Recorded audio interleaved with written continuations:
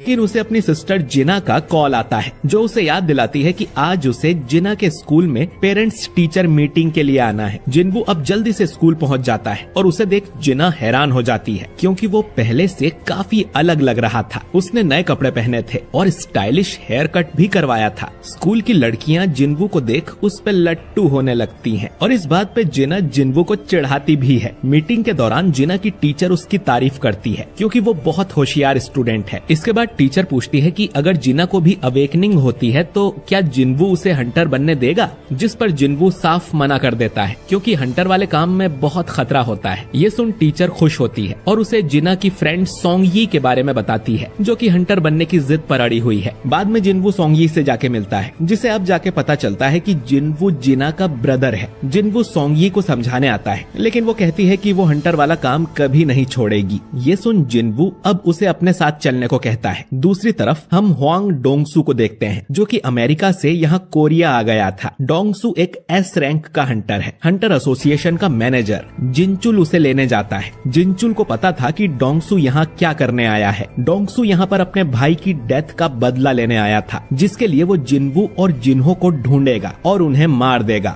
Dongsu जिनचुल को सीधा धमकी भी देता है कि किसी में हिम्मत है तो उसे रोक के दिखाए। हंटर गिल्ड के हेडक्वार्टर्स में हम चोई और गनही को देखते हैं। चोई ने जेजू आइलैंड पर अपनी तीसरी रेड करवाई थी और रेड के दौरान उन्हें पता चला कि वहाँ जो एंट मॉन्स्टर है उन्हें पंख आने शुरू हो गए हैं। अगर वो उड़ना सीख गए तो बहुत खतरे की बात होगी क्योंकि फिर वो आइलैंड छोड़कर कहीं भी जा सकते हैं। इसके बाद हम एक सी रैंक के गेट को देखते हैं जहाँ जिनवू सोंगयी को लेकर आता है। जिनवू ने मिस्टर आन से इस गेट में जाने की परमिशन ले ली थी। जिनवू को लग रहा था कि जब सोंगयी गेट के अंदर खतरनाक मॉन्स्टर को देखेगी तो खुद ही हंटर बनने का ख्याल छोड़ देगी, लेकिन सोंगयी को लग रहा था कि जिनवू उसे यहाँ पर ट्रेनिंग करवाने के लिए लाया है। ये गेट असल में नए हंटर्स की प्रैक्टिस के लिए ही था। यहाँ पर किम नाम का एक ए रैंक हंटर भी था जो कि एक टैंक है और इस टीम का लीडर है। वो जिनवू और सोंगयी जैसे छोटी रैंक वालों को देखकर गुस्सा करता है और सोचता है कि मिशन में ये दोनों बोझ की तरह होंगे। खैर, इस पूरी टीम में टोटल 10 हंटर्स थे, एक ए रैंक का, 5 बी रैंक के,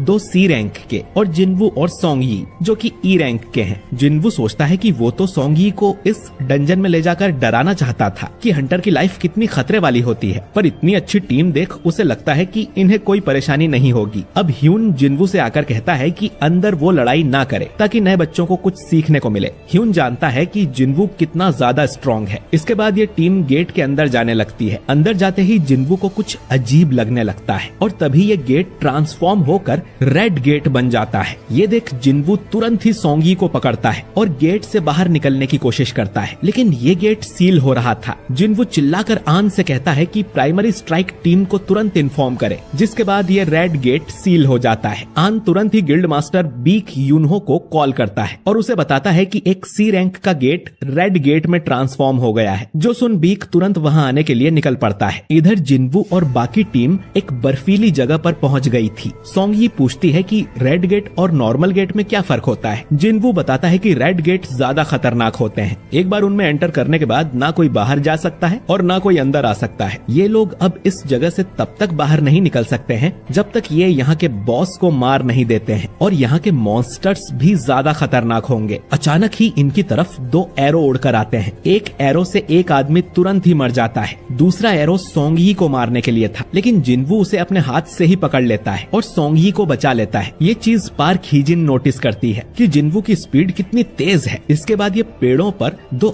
आइस एल्फ्स को देखते हैं जिन्होंने ये एरोस चलाए थे। इन लोगों ने टीम के 2 सबसे कमजोर लोगों को टारगेट किया था, यानी कि इन एल्फ्स के पास दिमाग है। जिनवू ये देख बहुत गुस्सा होता है और अपने हाथ से उस एरो को तोड़ देता है। ये एल्फ्स इनका मजाक उड़ाते हैं और फिर जंगल में चले जाते हैं। सोंगयी कांपते हुए जिनवू से पूछती है कि वो क्रीचर्स क्या थे। जिनवू बताता है कि उन्हें आइस एल्फ्स या आइस स्लेयर्स भी कहा जाता है और वो बहुत बुरे होते हैं। किम अब बोलता है कि बाहरी दुनिया से हमें कोई सपोर्ट नहीं मिलने वाला है और यहाँ हमारा सामना बी रैंक या उससे ऊपर के मॉन्स्टर से होगा। तो अगर जिंदा रहना चाहते हो तो मेरा ऑर्डर मानो, क्योंकि उन सब में वो सबसे हाई रैंक का है। किम कहता है कि उन्हें 2 ग्रुप्स बनाने चाहिए। उसका ग्रुप गेट खोलने का कोई रास्ता ढूंढेगा और बॉस को जाके मारेगा। वो सभी स्ट्रॉन्ग हंटर्स को अपनी टीम में ले लेता है और जो लोग कमजोर थे उन्हें मना कर देता है। उसे बस हाई रैंक वालों से मतलब था। बाहर का 1 घंटा यहाँ के 1 दिन के बराबर होता है, तो हो सकता है कि इन्हें कई दिनों तक यहाँ रहना पड़े। तो कमजोर कमजोरों को अपने साथ रखने से इनका टाइम ही वेस्ट होगा, तो ये लोग अपना देख लें। अब बी रैंक वाली हीजिन कहती है कि वो कमजोर टीम को ज्वाइन करना चाहती है। किम इसके लिए मान जाता है और मन में सोचता है कि ये कितनी बड़ी बेवकूफ है। हीजिन अब जिनवू के पास जाकर कहती है कि उन एरोस को किसी ने आते हुए भी नहीं देखा था सिवाय जिनवू के, तो तुम ई रैंक के तो नहीं हो, है ना? जिनवू कुछ नहीं बोलता और हीजिन मन में सोचती है कि ये जरूर ए या उससे ऊपर की रैंक का होगा। किम अब अपनी टीम को लेकर चला जाता है और जिनवू अपनी टीम के साथ दूसरी तरफ जाने लगता है। किम की टीम पेड़ों पर बने पंजों के निशान देखती है जो कि किसी भालू के पंजे थे। किम सोचता है कि जिनवू की टीम तो जरूर जल्दी मर जाएगी। फिर उसे याद आता है कि वो तो सिर्फ ई रैंक का है, फिर भी वो उनका लीडर लग रहा था। तभी जंगल में से 3 भालू निकल कर आते हैं और इन पे अटैक कर देते हैं, पर किम आराम से एक भालू को मार देता है और बाकियों से भी लड़ने लगता है। दूसरी तरफ जिनवू की टीम भी भालू के पंजे नोटिस करती है। हीजिन कहती है कि ये इलाका भालुओं का है, हमें यहाँ से वापस चलना चाहिए, लेकिन जिनवू कहता है कि हमें इसी इलाके में रहना चाहिए। अगर ये भालू का इलाका है तो यहाँ वो आइस एल्फ्स नहीं होंगे जो कि इंटेलिजेंट हैं, तो उनसे लड़ने से तो अच्छा है हम भालू से लड़ लें। भालू से ज्यादा खतरा तो जिनवू को ठंड से लग रहा था। वो अपनी इन्वेंट्री में हाथ डाल के उसमें से 4 कोट्स निकाल लेता है ताकि इन्हें ठंड न लगे। सब लोग पूछने लगते हैं कि उसने ये जादू कैसे किया। सोंगी भी पूछती है कि आखिर तुम हो कौन?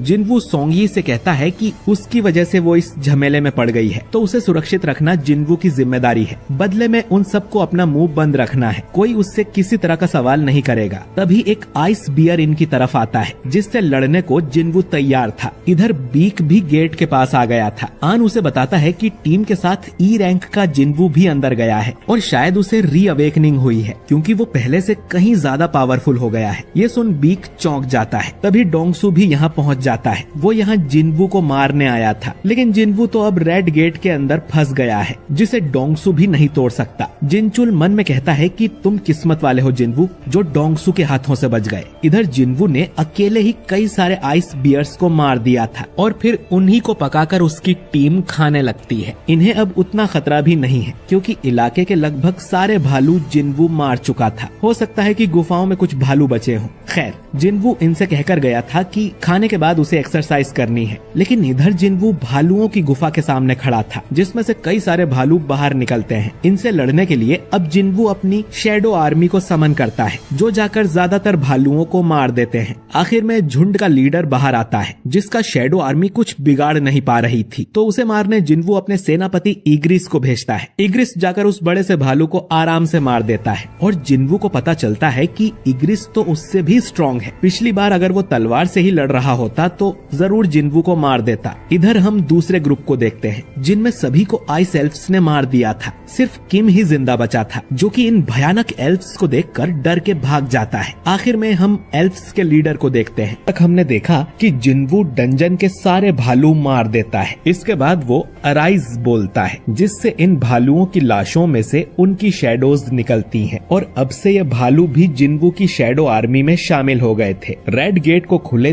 3 घंटे हो चुके हैं, यानी कि अंदर के लोगों के लिए 3 दिन बीत गए होंगे। डोंगसू कहता है कि वो जिनवू तो अब तक मर गया होगा, वो फालतू में इतनी दूर आया। फिर वो पूछता है कि जिनवू तो व्हाइट टाइगर गिल्ड का मेंबर नहीं है ना, तो फिर वो टीम के साथ अंदर कैसे गया? मैनेजर आन बोलता है कि जिनवू मेरी पहचान का है, वो सी रैंक रेड को देखना चाहता था, इसीलिए मैंने उसे अंदर जाने दिया। ये सुनकर डोंगसू आन का गला पकड़कर उसे उठा देता है। वो समझ गया था कि आन झूठ बोल रहा है। आन हमेशा ही अच्छे हंटर्स को ढूंढ कर लाता है, तो इस ई रैंक वाले जिनवू में ऐसा क्या खास है? बेक अब डोंगसू का हाथ पकड़ लेता है और उसे कहता है कि आन को जाने दो। दोनों में अब बहस होने लगती है और दोनों ही एस रैंक के हंटर्स हैं। अगर इन दोनों में लड़ाई हुई तो तबाही मच जाएगी। खैर, वो दोनों अब एक दूसरे को गुस्से में पंच मारते हैं जिससे बड़ा धमाका होता है, लेकिन जिनचुल इनके बीच आकर इनके हाथ पकड़ लेता है। जिनचुल को देख दोनों ने अपनी ताकत रोक ली थी, वरना उनके पंच से जिनचुल के दोनों हाथ डिस्ट्रॉय हो जाते। जिनचुल अब डोंगसू को बताता है कि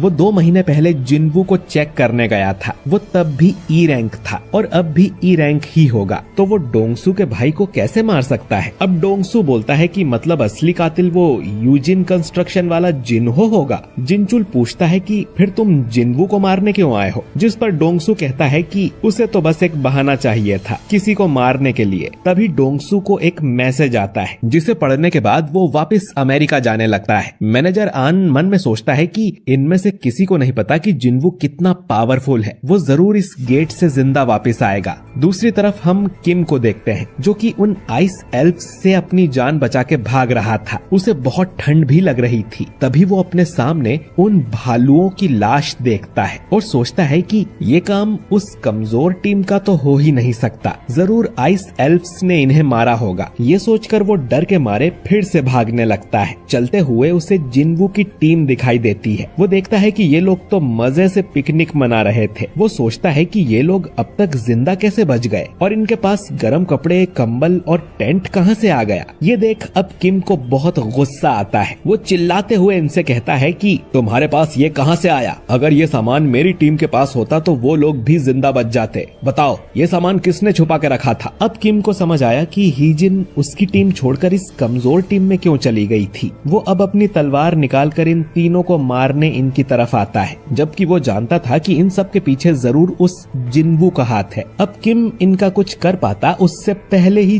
जिनवू यहाँ आ जाता है और उसके सिर पे एक टपली मारता है, जिससे किम लुढ़कता हुआ बहुत दूर जाके गिरता है। जिनवू अब कहता है कि सामने आओ। तुम्हारा ऑरा इतना स्ट्रॉन्ग है कि गायब होने के बाद भी वो उन्हें नोटिस कर पा रहा है। असल में आइस एल्फ्स का लीडर अपनी सेना के साथ यहाँ आ गया था, जिसका नाम बारका है। ये जिनवू से बातें करने लगता है और जिनवू भी उसकी बात का जवाब देता है। लेकिन अजीब बात ये थी कि ये एल्फ्स कोई और ही भाषा बोल रहे थे और इनकी बातें सिर्फ जिनवू ही समझ पा रहा था। जिनवू भी सोचता है कि शायद सिस्टम की वजह से वो इनकी लैंग्वेज समझ पा रहा है। बारका अब कहता है कि मेरे दोस्त से मिलो जिसने तुम लोगों पर तीर चलाए थे। इसने बताया कि इंसानों के बीच एक बहुत स्ट्रॉन्ग आदमी मौजूद है और वो जिनवू से फाइट करना चाहता है। बारका की बात खत्म भी नहीं हुई थी कि उससे पहले ही जिनवू उस एल्फ की गर्दन उड़ा देता है, जो देख बारका भी समझ जाता है कि जिनवू में जरूर कोई बात है। जिनवू बारका पर भी अटैक करता है, लेकिन वो उसके अटैक से बच जाता है। बारका अब रिवील करता है कि उन सभी मैजिक बीस्ट्स के अंदर एक आवाज होती है जो उन्हें इंसानों को मारने का बोलती है, लेकिन ये आवाज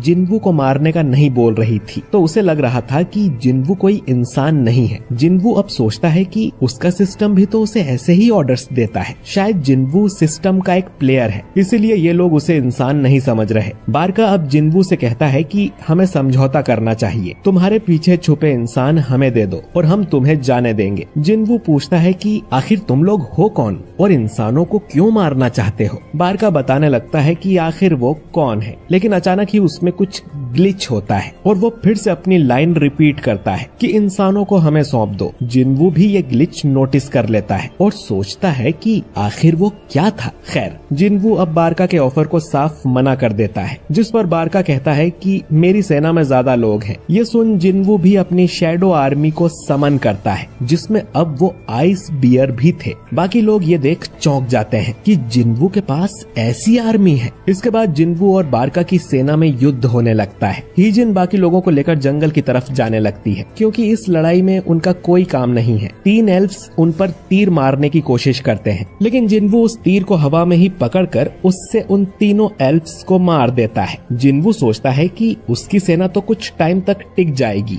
लेकिन एल्फ्स का बॉस बारका बहुत स्ट्रॉन्ग है, जिनवू से भी ज्यादा स्ट्रॉन्ग। इग्रिस के साथ मिलकर भी बारका को हराना आसान नहीं होगा। उसे एक और पावरफुल सोल्जर चाहिए। जिनवू और बारका अब लड़ाई करते हैं, लेकिन जिनवू उसका कुछ नहीं बिगाड़ पाता। तभी जिनवू की शैडो आर्मी में जो 3 जादूगर थे वो बारका के ऊपर बड़ा सा धमाका कर देते हैं, पर उससे बारका को कुछ नहीं होता। इधर किम को भी होश आ जाता है और जिनवू को सामने देख वो उसे मारने के लिए उसकी तरफ दौड़ने लगता है। जिनवू अब इग्रिस को बुलाकर उससे किम को मरवा देता है और फिर अराइज कहकर किम की लाश में से उसकी शैडो बाहर निकाल लेता है, जो कि बहुत खतरनाक लग रहा था। और ये भी अब जिनवू की सेना का सिपाही बन गया है। जिनवू कहता है कि अब से तुम्हारा नाम आयरन होगा। बारका अब आयरन पर हमला करता है और देखता है कि आयरन दिमाग से पैदल है, लेकिन उसमें ताकत बहुत है। इधर सोंगयी हीजिन से पूछती है कि क्या सारे डंजन्स में इसी तरह युद्ध होते हैं। हीजिन कहती है कि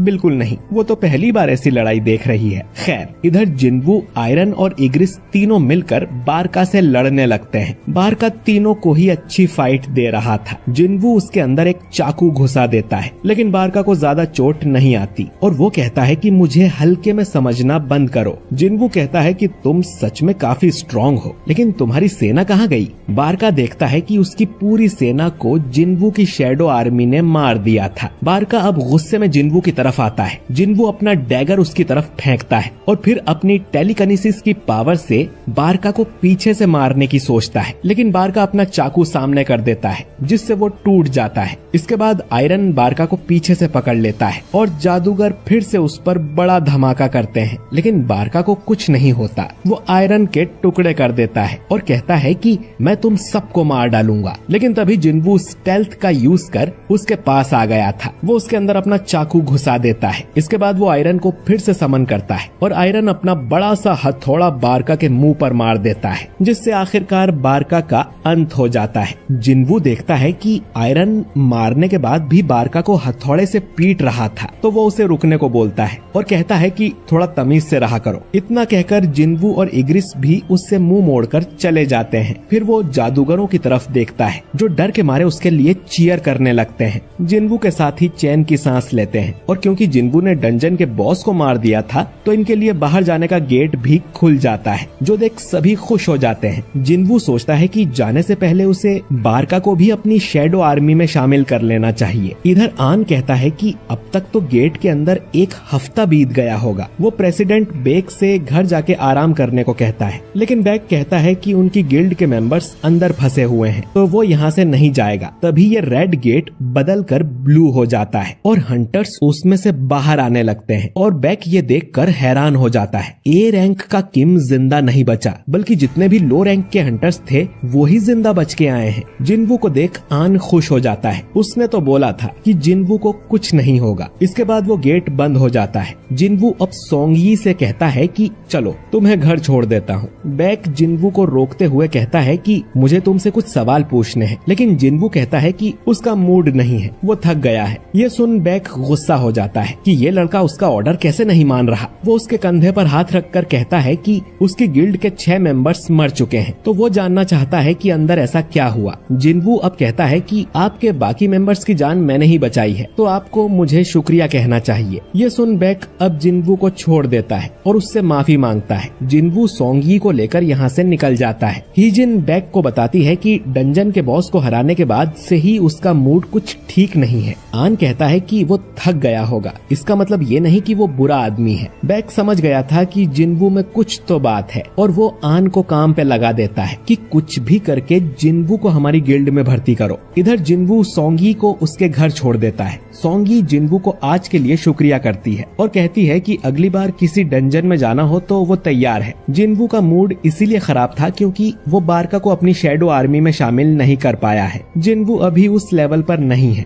कम से कम उसे बारका का हथियार तो मिल गया और एक नया सोल्जर भी, लेकिन उसके लिए उसे किम को मारना पड़ा और ये तीसरी बार है जब जिन्वू ने किसी इंसान को मारा था। अगली सुबह जिन्हो जिन्वू को लेने आ जाता है। वो रास्ते में से सोंगयी को भी उठा लेते हैं जो कि अच्छे से तैयार होके आई थी। साफ पता चल रहा था कि सोंगयी जिन्वू को लाइक करने लगी है। वो जिन्वू से कहती है कि कल रात तो उसे नींद ही नहीं आई। जिन्वू ने उसे इतनी लेट जो छोड़ा था। उनके बीच ये बातें सुन जिन्हो सोचता है कि कहीं इनका कोई चक्कर तो नहीं चल रहा। वो जिन्वू को याद दिलाता है कि बॉस आपको पता है ना कि सोंगयी अंडर एज है, जिस पर जिन्वू कहता है कि हाँ तो। अब ये सुन जिन्हो चुपचाप गाड़ी चलाने लगता है और ये एपिसोड यहीं पर एंड हो जाता है। हम जिन्वू और जिन्हो को एक डंजन के अंदर देखते हैं जहां जिन्वू अपनी शैडो आर्मी से ही इस डंजन के सारे मॉन्स्टर्स मरवा देता है। जिन्हो ने पहली बार ये शैडो आर्मी देखी थी और वो जिन्वू से पूछता है कि ये क्या है। जिन्वू कहता है कि बता पाना थोड़ा मुश्किल है, ऐसा समझ लो कि ये मेरी स्किल का एक हिस्सा है। इसके बाद जिन्वू शैडो आर्मी को माना स्टोन कलेक्ट करने के काम पर भी लगा देता है जो देख जिन्हो निराश हो जाता है, क्योंकि एक यही काम तो उसके पास बचा था और अब वो भी उसे करने को नहीं मिल रहा। खैर, इनकी डील के मुताबिक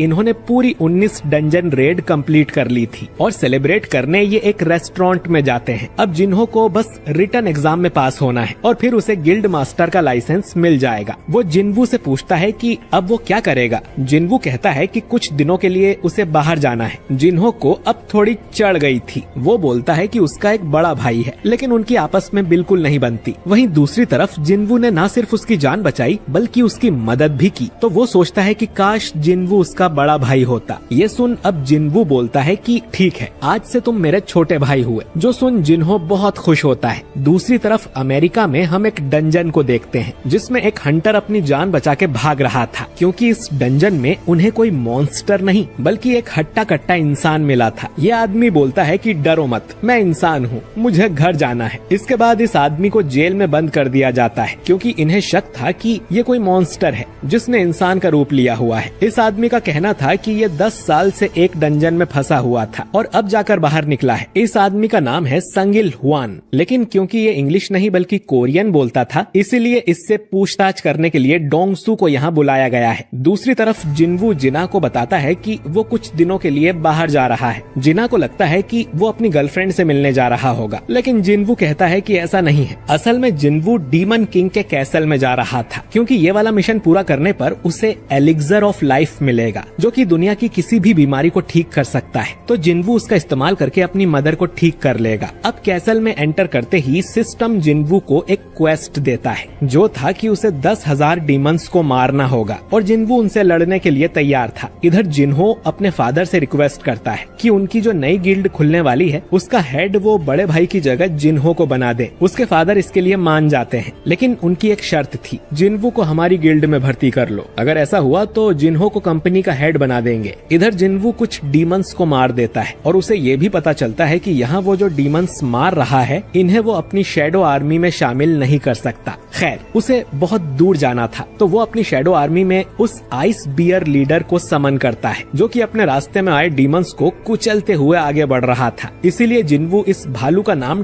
टैंक रख देता है। इसके बाद हमें एस रैंक हंटर चाहीन के दर्शन होते हैं, जो चाहती थी कि उन्हें जेजू आइलैंड वाली बात पब्लिक कर देनी चाहिए, लेकिन चोई कहता है कि इससे बस पब्लिक में डर फैलेगा, तो अभी हमें अपनी गिल्ड को और मजबूत करने पर ध्यान देना चाहिए। इधर जिन्वू एक एक फ्लोर करके आगे बढ़ता ही जा रहा था। जैसे जैसे वो आगे बढ़ता उतने ही स्ट्रॉन्ग डीमंस उसके सामने आ रहे थे और उसका खुद का लेवल अप भी हो रहा था। जिन्वू के हिसाब से इस कैसल में पूरे 100 लेवल्स यानी फ्लोर्स होंगे और टॉप फ्लोर तक पहुंचने में उसे हफ्ते से भी ज्यादा टाइम लग सकता है। जिन्वू अपने साथ जो खाना लाया था वो खत्म हो रहा था और ज्यादा दिन वो यहाँ रुका तो जिना को चिंता होने लगेगी। 50वें फ्लोर पर जिन्वू के सामने एक डीमन बॉस आता है जिसका नाम वल्कन है। जिन्वू अपनी शैडो आर्मी समन करता है, जो कि वल्कन की सेना से लड़ेंगे और वल्कन को खुद जिन्वू मारेगा। दोनों सेना में युद्ध होने लगता है। अब वल्कन देखने में तो बहुत बड़ा और मोटा था, लेकिन उसकी स्पीड बहुत ही ज्यादा तेज थी। पलक झपकते ही वो जिन्वू पर हमला कर रहा था। जिन्वू उससे लड़ने लगता है और इनके बीच कमाल की फाइट होती है और इसका एनिमेशन भी बहुत शानदार था। खैर, जिन्वू को उस पर अटैक करने का मौका ही नहीं मिल रहा था। जिन्वू अब एक बिल्डिंग पर चढ़कर वल्कन का ध्यान भटकाता है और फिर चाकू से उसे मार देता है। दूसरी तरफ डोंगसू इलहुआन से पूछताछ करने अमेरिका आ गया था। इलहुआन उससे पूछता है कि पिछले 10 सालों में इंसानों को गेट्स और मैजिक बीस्ट्स के बारे में कितना पता चला है, और ये सब तो कुछ भी नहीं है। असली तबाही तो अब आने वाली है और मेरा काम उसी तबाही को रोकने का है। डोंगसू को ये भी पता चलता है कि इस आदमी की एक वाइफ और 2 बच्चे भी हैं और इसके बेटे का नाम था सांग जिनवू।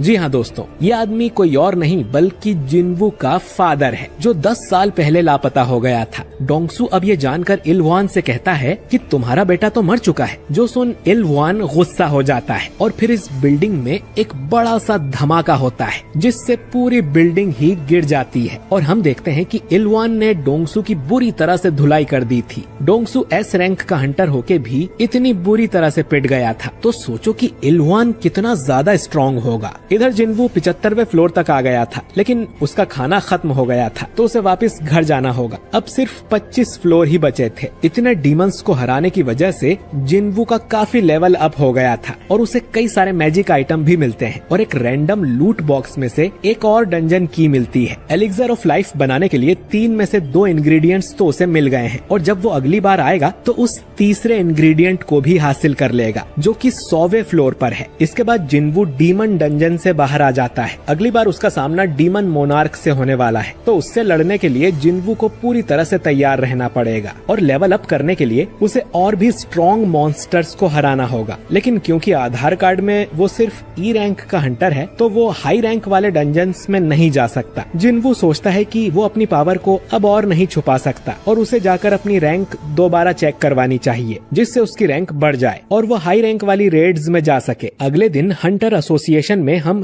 ह्यून को देखते हैं जो कि यहाँ से अच्छे हंटर्स को अपनी कंपनी में भर्ती करने आया था। जैसे अच्छे नंबर वालों को कॉलेज में ही प्लेसमेंट मिल जाती है, ठीक वैसे ही अच्छी रैंक वालों को गिल्ड वाले यहीं से भर्ती कर लेते हैं। तभी उसकी नजर जिन्वू पर जाती है और वो तुरंत बेक को कॉल करके बताता है कि जिन्वू यहाँ अपनी रैंक रीचेक करवाने आया है। जिन्वू अब एक कमरे में जाता है और अपनी मैजिक पावर मेजर करने के लिए एक मशीन पर हाथ रखता है, लेकिन वो मशीन बार बार एरर दिखा रही थी। अब एक सीनियर आके मशीन देखता है और बताता है कि जिन्वू की पावर इतनी ज्यादा है कि ये मशीन उसे मेजर ही नहीं कर पा रही है। इसका तो एक ही मतलब है कि जिन्वू एक एस रैंक है। उनके देश में अब तक सिर्फ 9 ही एस रैंक हंटर्स थे और जिन्वू अब 10वां एस रैंक बन चुका है। लॉबी में सब लोग ये जानकर हैरान हो जाते हैं कि जिन्वू की पावर मशीन नाप ही नहीं पाई और वो सीनियर जिन्वू से कहता है कि हमारी मशीन आपको मेजर ही नहीं कर पाई है, आप 3 दिन बाद फिर से आना, आपका एस रैंक वाला आधार कार्ड अपडेट कर दिया जाएगा। तभी हंटर्स गिल्ड का हेड चोई यहाँ आ जाता है जो फायर मैजिक का मास्टर है और एक एस रैंक हंटर है। ये जिन्वू का ऑरा देखते ही समझ जाता है कि वो कितना स्ट्रॉन्ग है। वो जिन्वू को नमस्ते बोलता है और पूछता है कि उसने कौन सी गिल्ड में जाने का फैसला किया है, क्या हम बैठकर बात कर सकते हैं। लेकिन जिन्वू ये बोलकर यहाँ से निकल जाता है कि छुट्टा नहीं है भाई, आगे बढ़ो।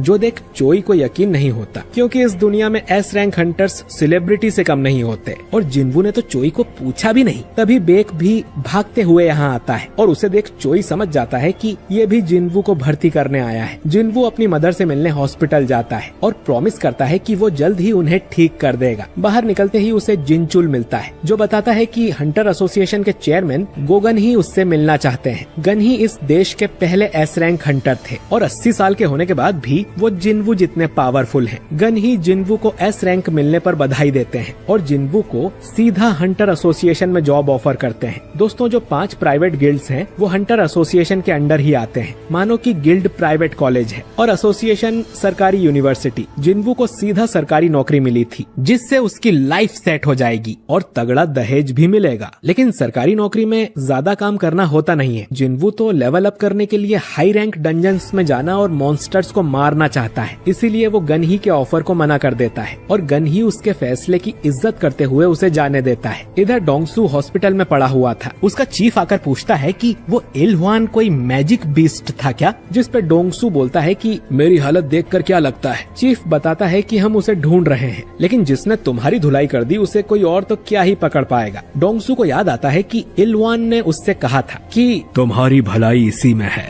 कि मेरे परिवार से दूर रहो, नहीं तो मौत भी तुम्हें मुझसे नहीं बचा पाएगी। डोंगसू को खुद पर शर्म आ रही थी, लेकिन वो जानता है कि एक आर्टिफैक्ट की मदद से वो उस इलहुआन को धूल चटा देगा। आर्टिफैक्ट्स हाई लेवल गियर होते हैं जो कि हंटर्स ऑनलाइन खरीद कर अपनी पावर बढ़ा सकते हैं, लेकिन वो बहुत महंगे होते हैं। जिन्वू भी डीमन कैसल में दोबारा जाने से पहले एक बढ़िया सा गियर खरीदना चाहता था। तभी वो एक एड देखता है कि ए रैंक के डंजन में खुदाई करने वालों की आवश्यकता है। इधर गनही को भी पता चलता है कि जिन्वू सरकारी जॉब छोड़ के खुदाई करने गया है, जो सुन वो हैरान हो जाता है। अगले दिन जिन्वू खुदाई करने पहुंच जाता है। हाई लेवल रेड्स में 3 तरह की टीम्स होती हैं। पहली स्ट्राइक टीम जो अंदर जाके मॉन्स्टर्स को मारती है, फिर माइनिंग टीम जो माना स्टोन्स को तोड़कर इकट्ठा करते हैं, और कलेक्शन टीम जो कि मॉन्स्टर्स की लाशें बाहर लाते हैं। इस समय चोई अपनी टीम के साथ अंदर था और वो अपनी फायर पावर से मॉन्स्टर को जला देता है और गेट से बाहर आ जाता है। जिन्वू देखता है कि इन लोगों के तो कपड़े भी गंदे नहीं हुए थे, जबकि उस बेचारे की तो ई रैंक डंजन में ही पुंगी बच जाया करती थी। चोई के बाद चाहिन भी गेट से बाहर निकलती है, जो कि देश की 9वीं एस रैंक हंटर है, और उसका ऑरा देख जिन्वू की आंखें बड़ी हो रही थी। तभी चाहिन चाहिन को भी जिन्वू का ऑरा महसूस होता है, लेकिन वो कहीं छुप जाता है। इसके बाद जिन्वू अपने मजदूर भाइयों के साथ अंदर खुदाई करने चला जाता है। डंजन का बॉस अब भी जिंदा था, क्योंकि उसको मार दिया तो गेट बंद हो जाएगा और ये कीमती माना स्टोन नहीं निकल पाएंगे। लेकिन जिन्वू को उस बॉस को देखने की खुजली हो रही थी कि आखिर ए रैंक का बॉस कितना स्ट्रांग होता है। अब कुछ देर में लंच टाइम हो जाता है और जिन्वू को छोड़कर सब बाहर चले गए थे। जिन्वू अब भागकर डंजन के अंदर जाता है। उसे एक चैम्बर दिखाई देता है जिसके अंदर डंजन का बॉस होगा। जिन्वू सोचता है कि उससे थोड़ा लड़कर आता हूँ, लेकिन तभी उसके पीछे चाहिन आ जाती है और जिन्वू से पूछती है कि वो यहाँ क्या कर रहा है। उसके पीछे चाहिन आ जाती है और जिन्वू से पूछती है कि वो यहाँ क्या कर रहा है। जिन्वू अब झूठ बोलता है कि वो रास्ता भटक गया था और यहाँ आ गया। चाहिन बोलती है कि तुम माइनिंग टीम से हो क्या? तुम्हें पता नहीं कि ये बॉस का कमरा है? जिन्वू मन में सोचता है कि चाहिन सच में कमाल की हंटर है, क्योंकि जिन्वू को भनक भी नहीं लगी कि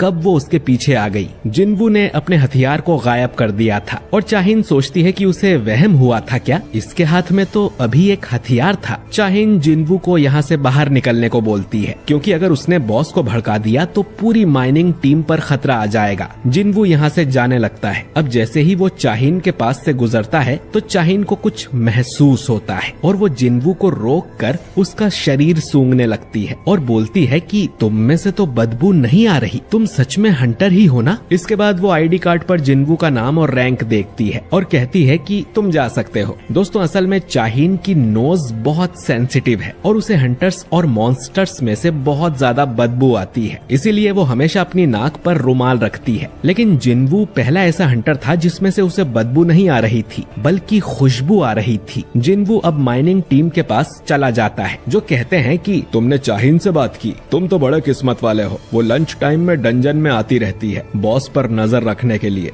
कि कहीं वो बाहर निकल के सभी मजदूरों को मार ना दे, और उसे हंटर्स में से बहुत बदबू आती है, इसीलिए वो अपने साथ रुमाल रखती है। जिन्वू अब सोचने लगता है कि उसकी स्मेल बाकी हंटर्स जैसी क्यों नहीं है। बारका ने भी कहा था कि वो बाकी इंसानों से अलग है, शायद वो सिस्टम का प्लेयर है इसीलिए। शाम को जिन्वू को उसकी दिहाड़ी मिल जाती है। टीम लीडर जिन्वू की तारीफ भी करता है, क्योंकि उसकी वजह से इनका काम जल्दी खत्म हो गया था। वो इतने सालों से ये काम कर रहा है, लेकिन जिन्वू जितना मेहनती लड़का उसने नहीं देखा। वो जिन्वू को अपनी माइनिंग टीम में जॉब देने को बोलता है। जिन्वू इसके लिए मना करता है, क्योंकि वो तो बस ये देखने आया था कि ए रैंक डंजन की रेड कैसी होती है, और 2 दिन बाद उसकी रैंक भी अपडेट होने वाली है। लेकिन लीडर से उसे पता चलता है कि हंटर गिल्ड कल भी एक ए रैंक डंजन में घुसने वाली है, लेकिन कल की स्ट्राइक टीम दूसरी रहेगी। अब ये सुन जिन्वू कल भी आने के लिए मान जाता है, जो सुन लीडर खुश हो जाता है और बोलता है कि कल वो बॉस से कहकर जिन्वू को डबल पगार दिलवाएगा, क्योंकि जिन्वू अकेला 5 लोगों के बराबर काम कर रहा था। रात को चाहिन किसी को कॉल करके उससे जिन्वू के बारे में इंफॉर्मेशन मांगती है, जिस पर वो आदमी कहता है कि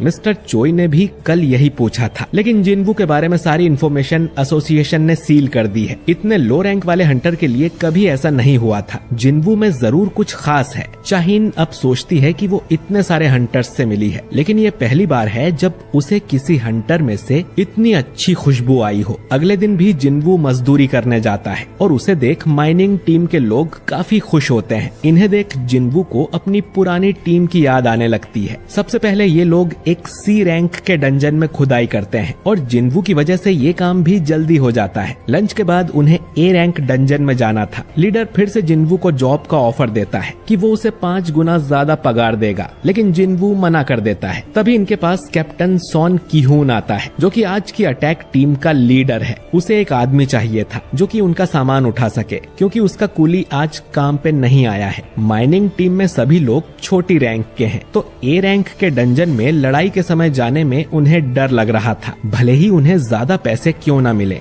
अब जिन्वू हाथ ऊंचा कर कहता है कि वो ये काम करेगा। उसके साथ ही जिन्वू को समझाते हैं कि अंदर ए रैंक वाले मॉन्स्टर होंगे और उसकी जान को खतरा हो सकता है, पर जिन्वू कहता है कि उसे डर नहीं लगता। आज वाला गेट कल जितना खतरनाक नहीं है, इसीलिए इस दूसरी टीम को भेजा गया है। इस टीम में 6 ए रैंक और 3 बी रैंक वाले हंटर्स थे, लेकिन इसमें कोई भी एस रैंक हंटर नहीं था। ये सब लोग अब डंजन के अंदर जाते हैं। जिन्वू महसूस करता है कि इस डंजन की मैजिक पावर कल वाले डंजन से कम है, लेकिन फिर भी उसे कुछ अजीब लग रहा था। अब एक लड़की जिन्वू से कहती है कि तुम्हें डरने की जरूरत नहीं है, कैप्टन और बाकी सभी हंटर्स बहुत स्ट्रांग हैं। अगर तुम हमारे साथ रहोगे तो तुम्हें कोई खतरा नहीं होगा। ये लड़की टीम की हीलर है। किहून पहली बार किसी मिशन को लीड कर रहा था। अगर ये रेड कामयाब होती है तो उसे ऑफिशियली इस टीम का कैप्टन बना दिया जाएगा। वो चोई और चाहिन जितना स्ट्रॉन्ग तो नहीं है, लेकिन वो काफी अच्छा ए रैंक हंटर है। अचानक ही इन्हें सामने कुछ दिखता है और ये लोग बिना कहे अटैक करने को रेडी हो जाते हैं। इन पर कुछ जैकल्स यानी सियार हमला करते हैं और ये लोग उन्हें मारने लगते हैं। इन सभी के पास कमाल की मैजिक पावर्स थी, जिनसे ये आराम से उन जैकल्स को हरा देते हैं। अब ये सोचते हैं कि जैकल्स तो सी रैंक के मॉन्स्टर्स हैं, तो ये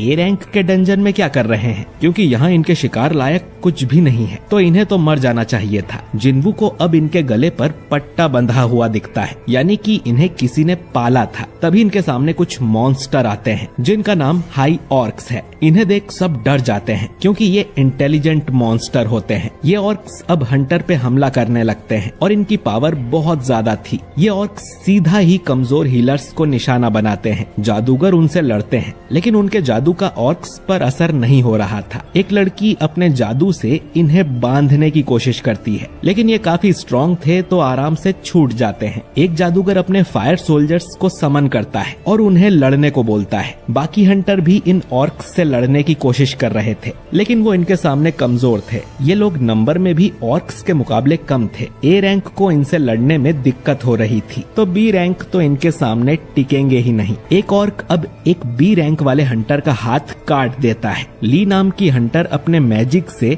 उस ऑर्क को पकड़ लेती है और हीलर उस हंटर के हाथ को वापस से ठीक कर देती है। लेकिन तभी उसके पीछे एक बड़ा सा ऑर्क आता है और हीलर समझ जाती है कि उसकी मौत पक्की है। लेकिन तभी अचानक उस ऑर्क का गला दबने लगता है और उसकी मौत हो जाती है। हीलर को समझ ही नहीं आता कि ये कैसे हुआ। ये काम असल में जिन्वू ने किया था, जो कि अपनी स्टेल्थ वाली स्किल से गायब हो गया था। इसके बाद वो सभी मॉन्स्टर्स के हाथ पैर पर चाकू से कट मार के उन्हें कमजोर करने लगता है, ताकि हंटर्स उन्हें आराम से हरा पाए। जिन्वू इन लोगों को अपनी पावर दिखाना नहीं चाहता था, लेकिन वो अपने सामने किसी को मरने भी नहीं दे सकता। वो बिना दिखे ही सभी ऑर्क्स को कमजोर कर देता है और हंटर्स उन्हें मार देते हैं। सभी सोचने लगते हैं कि अचानक ही ये ऑर्क्स कमजोर कैसे हो गए थे। उनमें से तो किसी ने ये काम नहीं किया था, पर ये लोग जिंदा बच गए, यही बड़ी बात है। अब इनमें ली नाम की जो लड़की है वो मैजिक कास्टर है, तो जिन्वू ने गायब होके जो कुछ किया वो सब उसने देख लिया था। अब जिन्वू किसी कारण से ही ये बात छुपा रहा होगा। ये सोचकर ली भी किसी को इस बारे में नहीं बताती। हंटर्स अब कैप्टन से पूछने लगते हैं कि उन्हें डंजन में आगे बढ़ना है या यहीं से वापस घर चले,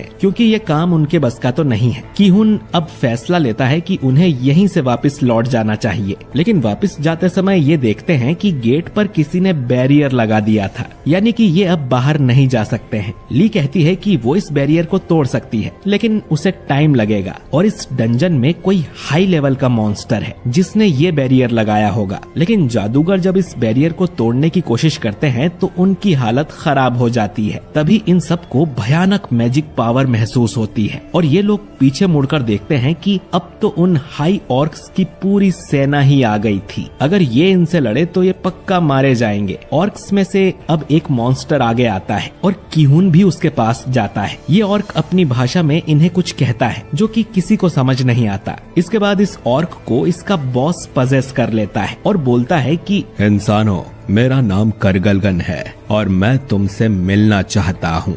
ये बैरियर इसी ने लगाया था, क्योंकि ये इस ट्राइब का महान जादूगर है और इस डंजन में उससे ज्यादा स्ट्रॉन्ग और कोई नहीं है। तो इनके पास दो रास्ते हैं, या तो अभी करगलगन की सेना के हाथों मारे जाएं, या तो उससे मिलने उसके महल में जाएं। किहुन कहता है कि वो उससे मिलना चाहते हैं। किहुन अब जिन्वू से कहता है कि हम जैसे ही बॉस को देखेंगे उस पर अटैक कर देंगे। उसका ध्यान भटकाने से ये बैरियर हट जाना चाहिए, तब तुम यहाँ से बाहर चले जाना और एस रैंक वाली टीम को जाके सब बता देना। जिन्वू कहता है कि इसमें तो तुम सब मारे जाओगे, जिस पर किहुन बोलता है कि उनका मिशन यहाँ के बॉस को मार के गेट बंद करने का है, यहाँ से जिंदा जाने का नहीं। हीलर अब जिन्वू को अपनी एक डायरी देती है और कहती है कि ये मेरी फैमिली तक पहुँचा देना, हमें अपना मिशन पूरा करना ही होगा, लेकिन तुम यहाँ से जिंदा जा सकते हो। जिन्वू सोचता है कि ऐसी ही सिचुएशन डबल डंजन में हुई थी, लेकिन वहाँ उसके साथ ही जिन्वू को बलि का बकरा बकरा बना के भाग गए थे, पर यहाँ सब उल्टा है। ये लोग खुद मरने जा रहे हैं ताकि जिन्वू यहाँ से भाग सके। जिन्वू उसकी डायरी रख लेता है। इधर बाहर हम चाहीन को देखते हैं जो कि जिन्वू से मिलने आई थी। उसे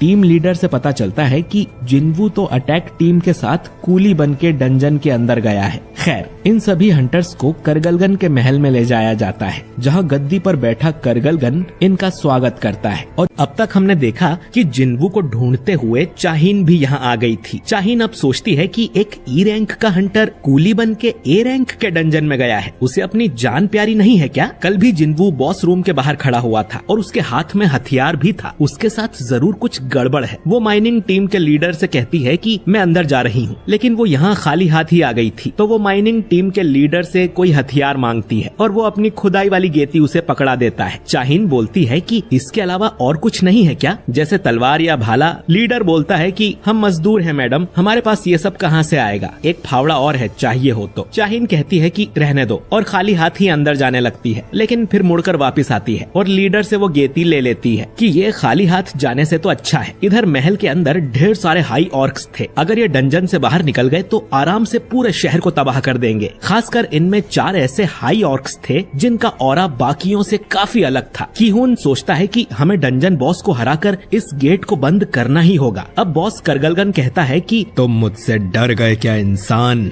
ऐसा कहकर वो अपना मास्क हटाता है और फिर हंटर्स को उसमें से खतरनाक मैजिक पावर महसूस होती है। उसके मुकाबले तो ये हंटर्स 3rd क्लास जादूगर भी नहीं थे। कीहून पूछता है कि तुम हमें यहाँ पर क्यों लेकर आए हो, जिस पर करगलगन कहता है कि तुम सब बस एंटरटेनमेंट हो, मैं तुम सभी को एक एक करके तड़पा तड़पा के मारूंगा और खाऊंगा, जिससे मेरी सेना का भी टाइम पास होगा। कीहून सोचता है कि हम इनके लिए बस टाइम पास हैं। तभी बॉस की नजर जिन्वू पर जाती है और वो सोचता है कि इन इंसानों के बीच में ये कौन आ गया है। कीहून अब अपनी टीम से चिल्लाकर कहता है कि हमला करो, लेकिन उसकी टीम के लोग इतने डर गए थे कि कोई भी आगे नहीं आता। कीहून अकेला ही बॉस की तरफ भागता है, लेकिन बॉस के सामने एक शील्ड थी जिस पर कीहून खरोच भी नहीं मार पाता। इसके बाद बॉस ग्रेविटेशनल मैजिक का यूज करता है और कीहून को ऊपर उठाकर जमीन में घुसेड़ देता है और किसी रबर की बॉल की तरह उसे बार बार ऊपर नीचे पटकने लगता है। अब अचानक ही जिन्वू कीहून को कैच करता है और कहता है कि ये डंजन खाली करना आप हंटर्स का काम है, मैं इसमें दखल नहीं दे सकता, लेकिन अब पूरी टीम ही खतरे में है, तो क्या मैं इन सभी मॉन्स्टर्स को मार सकता हूँ? इतना कह के वो एक ऑर्क को अपने मैजिक से हवा में उड़ा देता है। कीहून बोलता है कि प्लीज इन्हें मार दो, क्योंकि हमसे तो कुछ होगा नहीं। बॉस कहता है कि ज्यादा उड़ो मत, तुम इतने भी स्ट्रॉन्ग नहीं हो। जिन्वू बोलता है कि सही कहा, तुमसे ज्यादा स्ट्रॉन्ग बॉस का सामना अब तक मैंने नहीं किया है, हम दोनों में फर्क सिर्फ इतना है कि मैं तुम्हें हरा दूंगा। इतना कहकर जिन्वू अपनी शैडो आर्मी को समन कर लेता है, जो देख सब हैरान थे। इधर डंजन के बाहर जिनचुल भी आ जाता है। वो देखने आया था कि जिन्वू यहाँ पर मजदूरी क्यों कर रहा है, वो भी 2 दिनों तक। वो लीडर से पूछता है कि हंटर जिन्वू कहाँ पर है। अब ये सुन एक मजदूर कहता है कि मैं जानता था उस लड़के में कुछ गड़बड़ है, उसने मुझे इतने डरावने तरीके से देखा था जैसे कि मुझे खा जाएगा। लीडर बताता है कि जिन्वू तो गेट के अंदर गया है कूली बन के। जिनचुल मन में सोचता है कि एस रैंक बनने के बाद से ही उस पे नजर रखी जा रही है। लीडर पूछता है कि जिन्वू आखिर कौन है, तो जिनचुल कहता है कि कल न्यूज देख लेना, पता चल जाएगा। लीडर बताता है कि चाहीन भी जिन्वू को पूछते हुए आई थी और गेट के अंदर गई थी। तभी गेट में से इन्हें काफी अजीब ऑरा महसूस होता है और जिनचुल अपनी टीम से कहता है कि इस गेट का मैजिक पावर फिर से चेक करो। अंदर चाहीन को उन सब हाई ऑर्क्स की लाशें मिलती हैं जिन्हें कीहून की टीम ने मारा था। चाहीन समझ गई थी कि टीम की जान खतरे में है और वो डंजन बॉस की तरफ जाने लगती है। इधर बॉस कहता है कि मेरी इतनी बड़ी सेना के सामने तुम्हारी ये छोटी सी आर्मी क्या कर लेगी। जिन्वू अब अपनी आर्मी के आसपास एक मोनार्क डोमेन बना लेता है। ये एक नई स्किल है जो उसने डीमन कैसल में लेवल 70 पास करने पर सीखी थी। इस डोमेन के अंदर उसकी शैडो आर्मी को पावर बफ मिलता है। उसके शैडो सोल्जर्स भी डीमन कैसल की लड़ाई में स्ट्रॉन्ग हो गए हैं। बाकी हंटर्स सोच रहे थे कि यहाँ चल क्या रहा है, एक अच्छा जादूगर भी बस 2 सोल्जर्स को समन कर सकता है, इतनी ज्यादा पावर एक इंसान में कैसे हो सकती है। अब बॉस की सेना शैडो आर्मी पर अटैक करती है, लेकिन जिन्वू की आर्मी ज्यादा स्ट्रॉन्ग थी। आयरन और इग्रिस तो अकेले ही 10-10 मॉन्स्टर्स को मार रहे थे और जिन्वू खुद भी इन्हें गाजर मूली की तरह काट देता है। हंटर टीम सोचती है कि ये तो चाहीन जितना स्ट्रॉन्ग है, ये कूली का काम क्यों कर रहा था। बॉस अब फायर ड्रैगन वाला मैजिक कर जिन्वू के कुछ सोल्जर्स जला देता है और कहता है कि तुम्हारे सोल्जर्स बस कठपुतली हैं। जिन्वू कहता है कि वो अपनी शैडो आर्मी को जितनी बार चाहे उतनी बार फिर से जिंदा कर सकता है। बॉस अब एक बड़ी सी शील्ड जिन्वू को दे मारता है, लेकिन वो उससे बच जाता है। फिर बॉस ग्रेविटेशनल मैजिक का यूज कर इन पे पत्थर की बारिश कर देता है और कहता है कि फिर मैं तुम्हारी शैडो आर्मी को तब तक मारता रहूंगा जब तक तुम्हारी मैजिक पावर खत्म ना हो जाए। वो फिर से फायर वाला मैजिक करता है और शैडो आर्मी को जला देता है। किहुन की टीम तो बस इधर उधर भागती फिर रही थी। जिन्वू समझ गया था कि अपनी मैजिक पावर का यूज कर बॉस जिन्वू को उससे दूर रखने की कोशिश कर रहा है। इधर जिनचुल को पता चलता है कि इस डंजन की मैजिक पावर एस रैंक के बहुत ही करीब है। जिनचुल कहता है कि मास्टर ऑफ हंटर्स को कांटेक्ट करो, हमें अटैक टीम की हेल्प करने अंदर जाना होगा। इधर नंबर में बॉस की सेना ज्यादा थी और शैडो आर्मी पर भारी पड़ रही थी। जिन्वू की मैजिक पावर जल्द ही खाली हो जाएगी और वो अकेला ही बचेगा। जिन्वू अब अपनी इन्वेंट्री में से एक माना बॉटल निकाल के अपनी मैजिक पावर बढ़ा लेता है और फिर अराइज कहकर मरे हुए मॉन्स्टर्स को भी अपनी शैडो आर्मी में भर्ती कर लेता है। जिन्वू कहता है कि वो जल्द ही डंजन बॉस को भी अपनी शैडो आर्मी में शामिल कर लेगा और उसे अपना कटप्पा बना लेगा। ये सुनकर बॉस की भी थोड़ी फट जाती है और वो सोचता है कि कहीं ये वो तो नहीं बाहुबली, लेकिन इसमें भी कुछ ग्लिच होता है और हमें पूरी बात सुनने को नहीं मिलती। बॉस आगे कहता है कि अगर ये सच में वो है तो मैं यहाँ क्या कर रहा हूँ। जब से मैंने आंखें खोली है मुझे सिर्फ एक ही कमांड सुनाई देती है, इंसानों को मारो, और वो इसी का पालन करेगा। बॉस अब अपने 4 सेनापति को भी हमला करने का ऑर्डर देता है। इधर चोई को पता चलता है कि जिस गेट में किहुन अपनी टीम लेके गया था वो तो एस रैंक के बराबर है और अगर उसके मॉन्स्टर्स गेट से बाहर निकल आए तो जेजू आइलैंड वाला कांड फिर से हो जाएगा। लेकिन इनके पास अब भी टाइम है गेट के अंदर जाके सभी मॉन्स्टर्स को मारने का। अगर कुछ गड़बड़ हुई तो इन्हें व्हाइट टाइगर गिल्ड और फील्ड गिल्ड को भी मदद के लिए बुलाना पड़ेगा। इधर बॉस के सेनापति आयरन टैंक और इग्रिस से लड़ रहे थे और वो लोग आराम से इनकी बैंड बजा देते हैं। हंटर भी इनकी मदद करने का सोचते हैं तो बॉस उन्हें अपने जादू से घायल कर देता है और कहता है कि बच्चों बड़ों की लड़ाई से दूर रहो। बॉस अब खुद लड़ने नीचे आता है और जिन्वू पर अपने जहर वाले जादू से अटैक करता है, लेकिन जहर और कर्स वाले जादू का जिन्वू पर कोई असर ही नहीं होता। वो अब अपने 2 जादूगरों को बुलाकर एक बड़ा सा आग का गोला बॉस की तरफ फेंकता है जो कि उसकी शील्ड को तोड़ता हुआ सीधा उसके मुंह पे जाके लगता है। चाहीन आके देखती है कि यहाँ ये चल क्या रहा है। हंटर्स की टीम तो किहुन को हील करने में लगी हुई थी। बॉस अब अपने जादू से बहुत बड़ा हो जाता है और जिन्वू को कुचलने की कोशिश करता है, लेकिन जिन्वू तुरंत ही वहाँ से हट जाता है और बोलता है कि मुझे जायंट्स पसंद नहीं है। बॉस अपने आग वाले जादू से अटैक करता है जिसमें शैडो आर्मी के साथ अपनी सेना भी जला देता है, लेकिन जिन्वू को तो खरोच भी नहीं आती और वो अपना डैगर बॉस की आंख में घुसा देता है। बॉस एक जादूगर है तो अपनी सेना के बिना वो कमजोर है और एक लड़ाई वाला हंटर आराम से जादूगर को हरा सकता है। बॉस फिर से जिन्वू पर आग से हमला करता है पर जिन्वू बच जाता है। उसके डैगर वाले हमले से बॉस को ज्यादा चोट नहीं आई थी तो वो एक बड़ी सी चेन से बॉस को बांध देता है और नीचे गिरा देता है। अब तक जिनचुल भी यहाँ आ चुका था। वो चाहिन से कहता है कि वो यहाँ अटैक टीम की मदद करने आया था, पर अब जिन्वू को देख लगता है कि उन्हें आने की जरूरत ही नहीं थी। चाहिन समझ जाती है कि जिन्वू जरूर कोई टॉप टियर फाइटर है जिसे जिनचुल भी जानता है। वो पूछती है कि आखिर ये हैंडसम नौजवान बाहुबली है कौन। जिनचुल कहता है कि मुझे भी ज्यादा नहीं पता। खैर, जिन्वू ने बॉस के 4 सेनापति भी अपनी शैडो आर्मी में शामिल कर लिए थे। बॉस चिल्लाता है, कुछ भी हो जाए मैं झुकेगा नहीं साला। करगलगन नाम सुन के चोमू समझा क्या? फायर है मैं। लेकिन फिर बॉस अपने ही सेनापति के हाथों मारा जाता है। खैर, अब जिन्वू करगलगन की बॉडी पे हाथ रख के कहता है कि अराइज, और उसकी शैडो को भी अपनी आर्मी में शामिल कर लेता है। शैडो बनने के बाद करगलगन काफी विनम्र हो गया था। अब सिस्टम इसका नाम रखने को बोलता है तो जिन्वू इसके लंबे दांतों को देख इसका नाम रखता है टस्क बाबा। और सिस्टम ने टस्क को इलाइट नाइट रैंक दी हुई थी जो कि जिन्वू ने पहले कभी नहीं देखी। ए रैंक के डंजन बॉस की शैडो तो कमाल की है और ढेर सारे हाई ऑर्क्स भी अब उसकी शैडो आर्मी का हिस्सा बन गए हैं, जिससे जिन्वू और भी ज्यादा स्ट्रॉन्ग हो गया है। जिनचुल और बाकी लोग अब जिन्वू के पास आते हैं हैं जिन्हें उसने नोटिस भी नहीं किया था। हंटर टीम उससे ढेर सारे सवाल करने लगती है, लेकिन जिनचुल कहता है कि जिन्वू एसोसिएशन का टॉप सीक्रेट है, तो आज यहाँ जो कुछ भी हुआ हम इसके बारे में बाहर किसी को नहीं बताएंगे। जिन्वू ने एस रैंक जितनी पावर दिखा के आप सबको बचाया है, तो उनसे बिना सवाल किए उन्हें यहाँ से जाने दो। किहुन कहता है कि तुम्हारी वजह से आज हम सब जिंदा हैं और सभी उसका शुक्रिया करते हैं। जिन्वू अब उस हीलर को उसकी डायरी वापस लौटा देता है और फिर जिनचुल जिन्वू को यहाँ से बाहर ले जाने लगता है। चाहीन से जादूगर पूछती है कि आप ये कुदाली लेके क्यों घूम रही हो, जिस पर चाहीन शर्मा जाती है कि अब उस बाहुबली को लगेगा कि मैं पागल हूँ। जादूगर पूछती है कि कौन बाहुबली, तो चाहीन बोलती है कि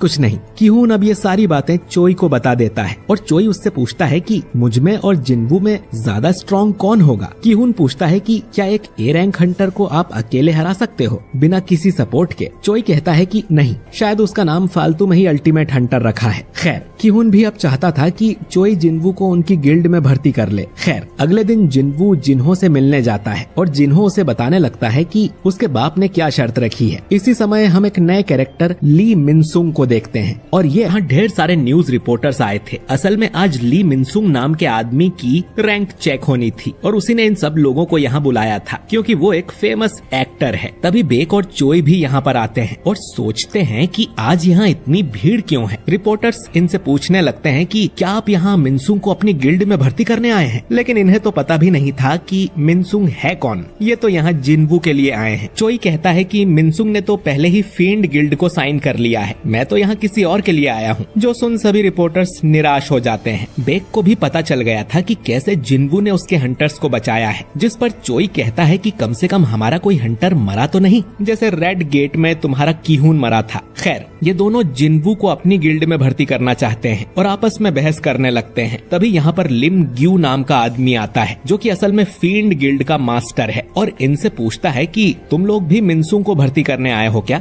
जिस पर दोनों गुस्से में कहते हैं कि अरे मिनसुंग या पिनसुंग हो, हम उसके लिए नहीं आए। तभी जिन्वू भी यहाँ आ जाता है क्योंकि आज ऑफिशियली उसे एस रैंक मिलने वाली है। मिनसुंग अब प्रेस वालों से कहता है कि मेरे अंदर हंटर की पावर अवेकन हुई है और अब मैं अंदर जाके अपनी रैंक चेक करवाऊंगा और फील्ड गिल्ड के लिए काम करूंगा। प्रेस वाले पूछते हैं कि आप एक्टिंग करना छोड़ देंगे क्या और फुल टाइम हंटर बन जाएंगे। अब मिनसुंग मन में सोचता है कि बिल्कुल भी नहीं। असल में उसने अपनी रैंक पहले ही चेक करवा ली थी जो कि ए रैंक है। वो सिर्फ 2 साल के लिए फील्ड गिल्ड में रहेगा और फिर वापस एक्टिंग करियर में लौट आएगा। असल में मिनसुंग पर काफी इल्जाम लगे हुए हैं, तो 2 साल में लोग उन्हें भूल जाएंगे और मिनसुंग की इमेज क्लीन हो जाएगी। तभी जिन्वू अंदर जाने लगता है, लेकिन मिनसुंग का मैनेजर उसे रोक लेता है कि अभी सर का इंटरव्यू चल रहा है, बाद में आना। तभी एसोसिएशन के चेयरमैन गोगन ही बाहर आते हैं और कहते हैं कि जिन्वू मेरा मेहमान है और उसने मिनसुंग को मना भी किया था कि इस टाइम प्रेस कॉन्फ्रेंस मत करना। खैर, वो जिन्वू को लेकर अंदर चले जाते हैं। मिनसुंग सोचता है कि उस लड़के ने मेरा इंटरव्यू खराब कर दिया। अब वो भी अंदर जाने लगता है तो जिनचुल गेट पर ही उसे रोक लेता है कि अभी किसी और की रैंक चेक की जा रही है, तो तुम बाहर ही इंतजार करो। मिनसुंग उससे कहता है कि तुम जानते हो ना कि मैं कौन हूँ, अभी खड़े खड़े तुम्हें नौकरी से निकलवा सकता हूँ। जिनचुल बोलता है कि मैं नहीं जानता तुम कौन हो, लेकिन ज्यादा परेशान करोगे तो अच्छा नहीं होगा। इधर जिन्वू देखता है कि चोई और बेग भी अंदर उसके लिए खड़े हैं। आखिर 2 साल के बाद देश को एक एस रैंक हंटर मिला है। खैर, अब जिन्वू से पूछा जाता है कि वो किस तरह की पावर्स यूज कर सकता है। अब जिन्वू तुरंत ही एक शैडो सोल्जर को समन करता है। गन ही बोलते हैं कि मैंने तुम्हारी रिपोर्ट पढ़ी है, तुम इससे भी ज्यादा कर सकते हो ना। जिन्वू मन में सोचता है कि लोगों ने उसकी पावर देख ली है, तो अब छुपाने से कुछ नहीं होगा। जिन्वू अब ढेर सारे शैडो सोल्जर्स को समन करता है और कहता है कि मैं ऐसे 100 और सोल्जर्स बुला सकता हूँ। बेक और चोई महसूस कर लेते हैं कि जिन्वू की मैजिक पावर तो बहुत ज्यादा है और वो बेक से भी ज्यादा स्ट्रॉन्ग है। उन्हें कमरे के बाहर ही जिन्वू का ऑरा महसूस हो रहा था। री एवोल्यूशन प्रोसेस कंप्लीट होने के बाद जिन्वू को उसका एस रैंक वाला हंटर लाइसेंस मिल जाता है। जिन्वू सोचता है कि अब वो जल्दी से डीमन कैसल वाले मिशन को पूरा कर लेगा। चेयरमैन जिन्वू को एस रैंक मिलने पर बधाई देते हैं और जिन्वू यहाँ से जाने लगता है। बाहर उसे चोई और बेक भी मिलते हैं जो कि उससे बात करना चाह रहे थे, लेकिन जिन्वू फिर से इन्हें इग्नोर करके आगे निकल जाता है और कहता है कि पहले मुझे कोई और जरूरी काम निपटाना है।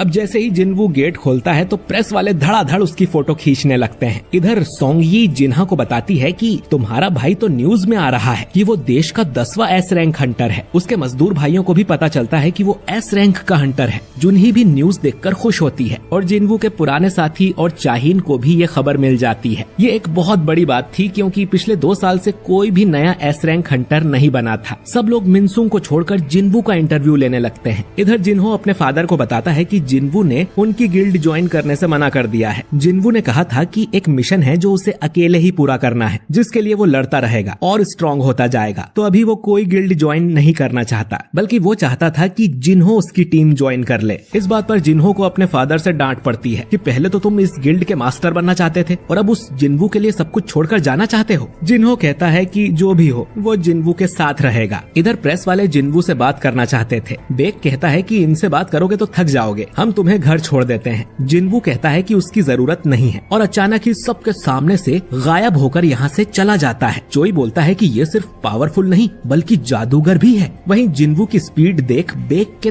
तोते उड़ गए थे। जिन्वू को अब अच्छा गियर खरीदना था तो वो हंटर्स ऑक्शन में जाता है। उसे एक ऐसा आर्टिफैक्ट चाहिए था जो कि फायर वाले अटैक से उसकी रक्षा करे। इस काम के लिए मैनेजर उसे एक क्लॉक दिखाता है जो कपड़ों के ऊपर पहनते हैं, लेकिन उसकी कीमत देख जिन्वू की हालत खराब हो जाती है और वो कहता है कि थोड़ा कम करो भैया, रोज आपके यहाँ से कपड़े लेता हूँ। मैनेजर कहता है कि हमारे स्टोर का प्राइस फिक्स है, लेकिन अगर आप यहाँ का ग्लास तोड़ सको तो हम आपको ये प्रोडक्ट फ्री में दे देंगे, क्योंकि ये ग्लास मैजिक से बनाए गए थे इन कीमती आर्टिफैक्ट्स की प्रोटेक्शन के लिए। जिन्वू अब ग्लास तोड़ने को तैयार हो जाता है तो मैनेजर कहता है कि अरे सर, मैं तो मजाक कर रहा था, ग्लास को छुआ भी तो सिक्योरिटी अलार्म बज जाएगा। जिन्वू कहता है कि उसे चाकू टाइप कोई हथियार चाहिए, तो एक दूसरा मैनेजर उसे अपने साथ ले जाता है। ये आदमी देखता है कि जिन्वू ने तो कांच को छुआ भी नहीं था और फिर भी उसमें क्रैक आ गया था। इधर जिन्वू को एक चाकू पसंद आता है, लेकिन वो बहुत महंगा था। अब जिन्वू अपना डैगर मैनेजर को दिखाता है और कहता है कि इसकी कीमत क्या होगी। मैनेजर कहता है कि इसकी कीमत कम से कम 100 मिलियन होगी। जो सुन जिन्वू हैरान हो जाता है, क्योंकि ये डैगर उसने सिस्टम से खरीदा था, वो भी बहुत सस्ते में। यानी सिस्टम से मिले आइटम असली दुनिया में बहुत कीमती होते हैं। वो सोच रहा था कि इन आइटम्स को बेचकर आर्टिफैक्ट्स खरीद लूंगा, लेकिन अब उसका मन बदल जाता है। इधर बेक सोच रहा था कि जिन्वू दिन पर दिन इतना स्ट्रॉन्ग कैसे होता जा रहा है। उसकी सेकंड अवेकनिंग तो काफी टाइम पहले हुई थी, तो उसकी पावर्स बढ़ती कैसे जा रही हैं? कहीं ऐसा तो नहीं कि उसकी सेकंड अवेकनिंग हुई ही ना हो और वो किसी दूसरे तरीके से लेवल अप कर रहा है। इधर जिना देखती है कि आखिरकार मीडिया वाले उनके घर के सामने से चले गए थे। जिन्वू उसे बताता है कि वो फिर से एक हफ्ते के लिए बाहर जा रहा है। तभी इनके घर की घंटी बजती है। ये जिन्हो था जो कि अपनी बोरिया बिस्तर लेकर जिन्वू के पास आ गया था। जिन्वू अब जिना से कहता है कि मैं इसके साथ एक हफ्ते के लिए काम से जा रहा हूँ। उस रात को जिन्हो जिन्वू के कमरे में ही सोता है। जिन्वू को जिना की चिंता हो रही थी कि जब वो बाहर जाए तो कोई उस पे हमला न कर दे, तो उसकी रक्षा के लिए जिन्वू फैंग यानी टस्क के 4 गार्ड्स को समन करता है और देखता है कि ये तो 3 ही थे। फिर उसे याद आता है कि चौथे को तो उसने छत से चिपका दिया था, तो उसकी शैडो एक्सट्रैक्ट करना तो वो भूल ही गया। खैर, इन 3 में से एक भी जिना को प्रोटेक्ट करने के लिए काफी होगा। वो अब शैडो बन के जिना के साथ ही रहेगा। इसके बाद जिन्वू अपने मोहल्ले की सिक्योरिटी भी बढ़ा देता है। वो कुछ शैडो सोल्जर्स को समन करता है और उन्हें मोहल्ले की पेट्रोलिंग पर लगा देता है, ताकि कोई भी बुरा इंसान इनके मोहल्ले के आसपास भी ना भटके। इस समय हम आसमान में एक एंट को उड़ते हुए देखते हैं, जो कि शायद उसी जेजू आइलैंड से उड़ी होगी। खैर, अगले दिन जिन्वू जिन्हो के साथ निकल जाता है। जिन्वू कहता है कि वो कुछ दिनों के लिए ट्रेनिंग करने जा रहा है। इसके बाद जिन्वू फिर से डीमन कैसल में एंटर करता है। वो अपने साथ 2 आइटम भी लाया था, जिससे उसे हीट प्रोटेक्शन मिलेगी। तभी उसे एक क्वेस्ट मिलता है कि उसे डीमन मोनार्क बारन को मारना है। अब पिछली बार जिन्वू ने 75 फ्लोर पार कर लिए थे, वो अब सीधा 76वें फ्लोर पर जाता है। इधर जिन्हो के फादर और मदर बात कर रहे थे कि उन्हें लगा नहीं था कि जिन्हो ऐसे घर छोड़ के चला जाएगा। तभी जिन्हो के फादर को हार्ट अटैक आता है और वो बेहोश हो जाते हैं। इधर जिन्वू के सामने एक बहुत बड़ा डीमन आता है, तो उसे मारने के लिए जिन्वू टस्क को समन करता है और उसे अपना स्पीयर ऑफ एवराइस भी दे देता है, जिससे उसकी पावर बढ़ जाए। टस्क अब अपने आग वाले जादू से एक झटके में ही उस डीमन को राख बना देता है, जो देख जिन्वू भी हैरान था। इधर जिन्हो के फादर म्योनघान को हॉस्पिटल में होश आ गया था। उन्हें एटर्नल स्लम्बर नाम की बीमारी हुई थी। इस बीमारी वाला इंसान एक बार सोता है तो फिर कभी नहीं जागता। डॉक्टर पूछता है कि आपके आसपास कोई हंटर रहता है क्या, क्योंकि कुछ लोगों का शरीर मैजिक पावर को सहन नहीं कर पाता और इन्हें ये बीमारी लग जाती है। म्योनघान बताता है कि मेरा बेटा हंटर है। डॉक्टर कहता है कि अभी पक्का नहीं है कि उसे ये बीमारी कैसे लगी होगी। म्योनघान मन में सोचता है कि मैजिक पावर से भरी इस दुनिया में मेरा शरीर ही मैजिक पावर सहन नहीं कर पाया, यानी इस दुनिया ने उसे रिजेक्ट कर दिया है। दूसरी तरफ हम 2 हंटर्स को देखते हैं जो कि समुद्र किनारे घूम रहे थे और अचानक ही इनके सामने वो एंट आ जाता है जो कि जेजू आइलैंड से उड़ा था। इधर जिन्वू ने अपने सोल्जर्स को 6 टीम में बांट दिया था और सभी को अलग अलग काम पे लगा दिया था। उसने उन सभी को दो ऑर्डर्स दिए थे। हर टीम अलग अलग तरह से काम करेगी और जो भी दुश्मन सामने आएगा उसे मार देगी और जैसे ही अगले फ्लोर का परमिट मिलेगा तो मुझे आगे बताएगी।